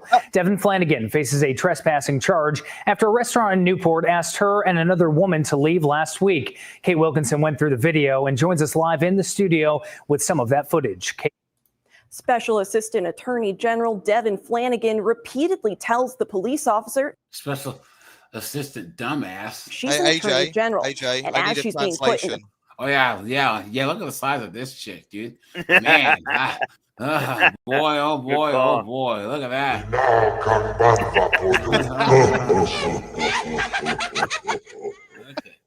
back of a police cruiser, she tells the officer, "You're going to regret this." Trespass, yeah. I just need trespass. Got to know. Please. All right. So you're trespass, so we got to leave now. Unless you want to be there. We're not trespassing. You haven't notified us that we're trespassing. I'm an AG. He just I'm did. an AG. I'm an AG. But you're gonna regret this. Yeah. You're gonna regret You're gonna regret Now, it. the Attorney General's office says it is reviewing the Thursday night incident. The office told 12 News Friday that a review would take a few days. I checked in with them today, and they told me they have no updates as of this time. A spokesperson says Flanagan has been with the office for 7 years and is currently working with the Appellate Unit of the Criminal Division. I reached out to Flanagan for comment, but did not immediately hear back. Tonight at 4, I'll show you more of the footage where Flanagan was trying to get the officer to turn off his body-worn camera. Live in the studio, Kate Wilkinson, 12 News. Damn. Look at that, guys. Like ruined your career over that. Over friggin' a couple of mimosas. Yeah. And a shot of tequila. You know what I'm saying? Like, what are you doing? Well, when you're on your meds. Oh, sorry, Yeah. guys. That much, you know, Here. that happens. I know it's late, guys, but I was gonna share one more thing. Watch this. What's this? Why are we here? Tragedy strikes a Milwaukee family twice in less than a year. 2 sisters are now dead. One killed in a hit and run, the other surviving only to be gunned down last week. Look at that. Wow.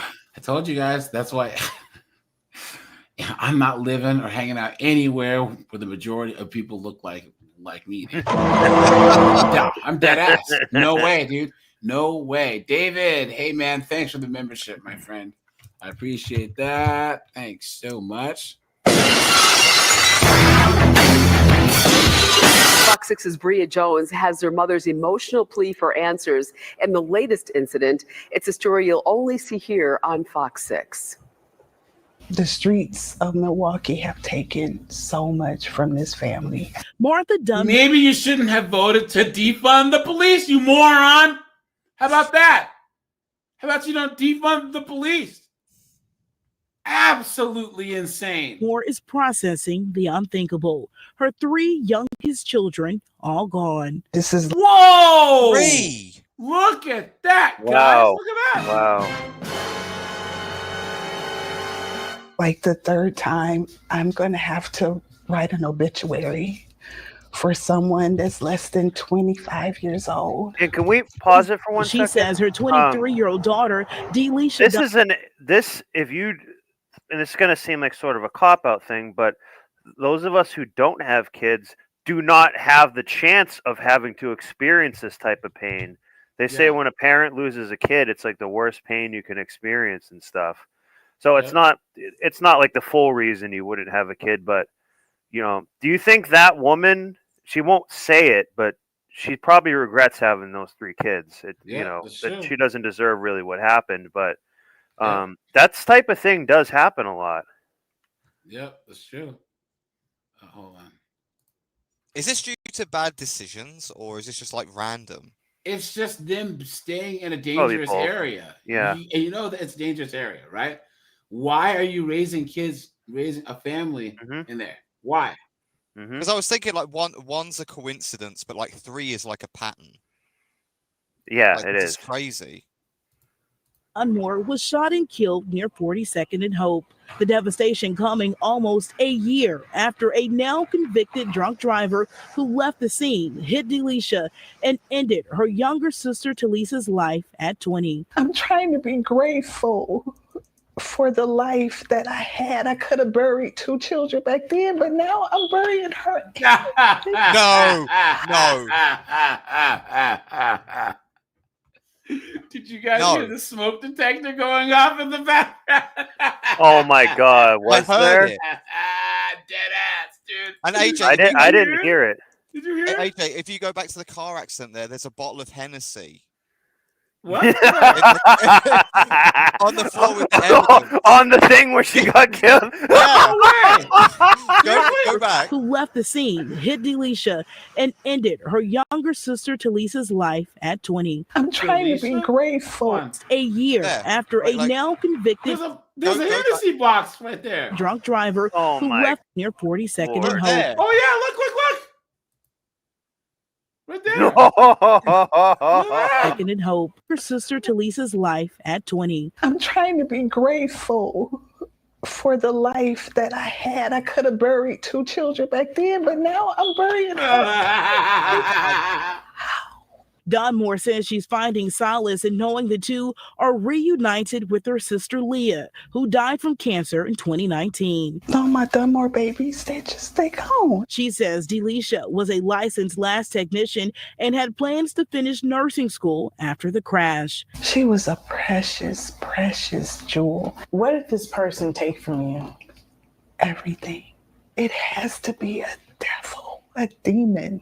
Delisha had love for everybody. Fighting back tears, she's begging for the shooter to surrender. Her only comfort, the promise of a glorious homecoming with her girls. One day, I'll be there.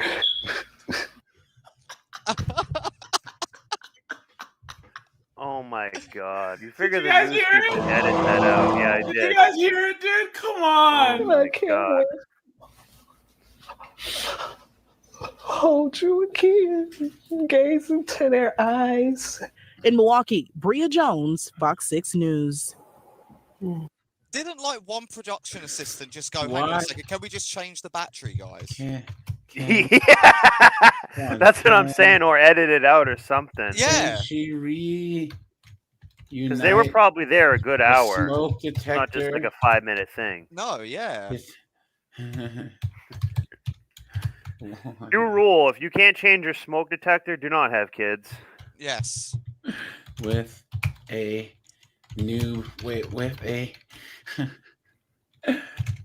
battery. Wait, hold on, guys, hold on. I don't want to be too okay.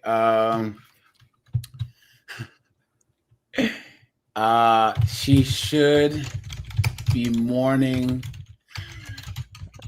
that poor battery in the smoke. That poor dead battery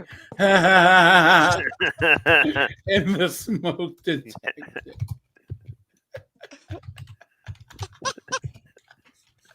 How can people just sit in the house with that thing chirping over and over again? You would have thought that the news crew would have asked them to change it for the interview to save some embarrassment. Amazing. Clown world.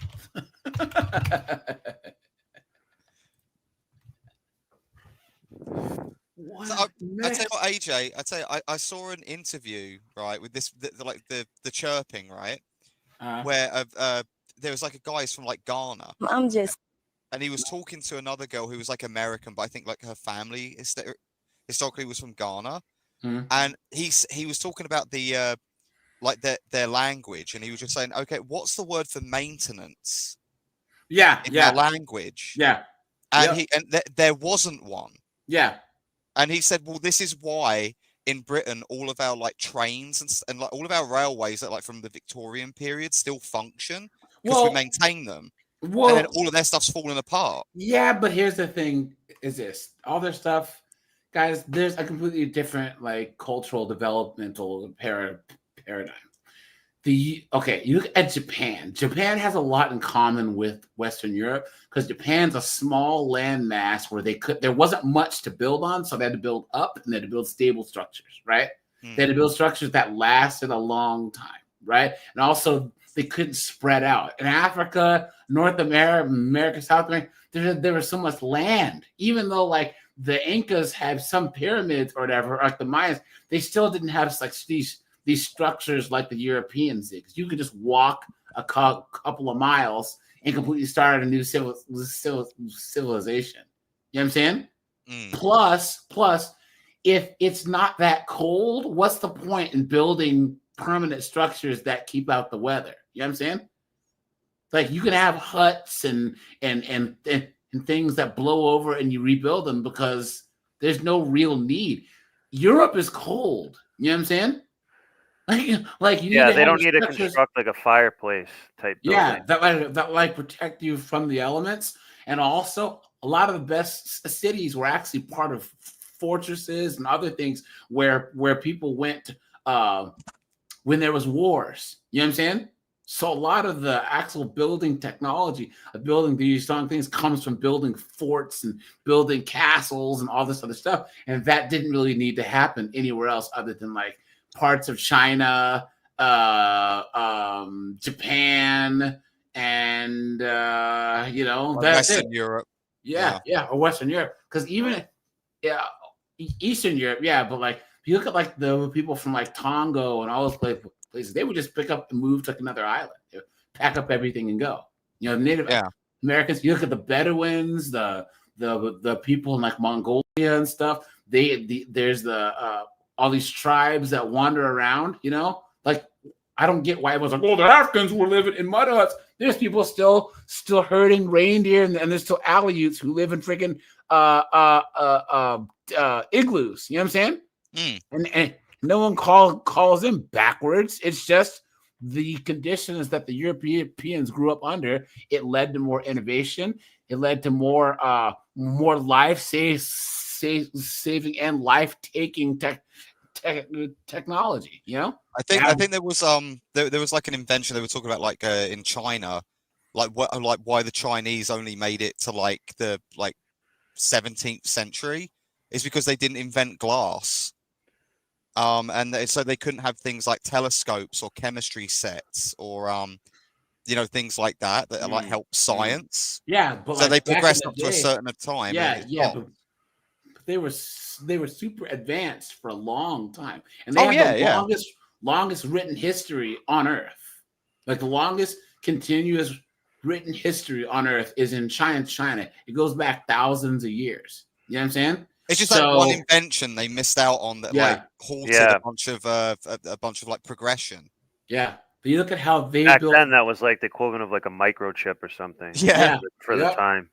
But if you look at how they built the Great Wall and all these like castles in Shanghai and stuff, there's places in China that had that climate in Europe where it was tough, and there's a bunch of people crammed in that small area, but then there's still people in rural China that are basically living the exact same way that they lived 200 years ago, even through the whole Mao thing. And India too.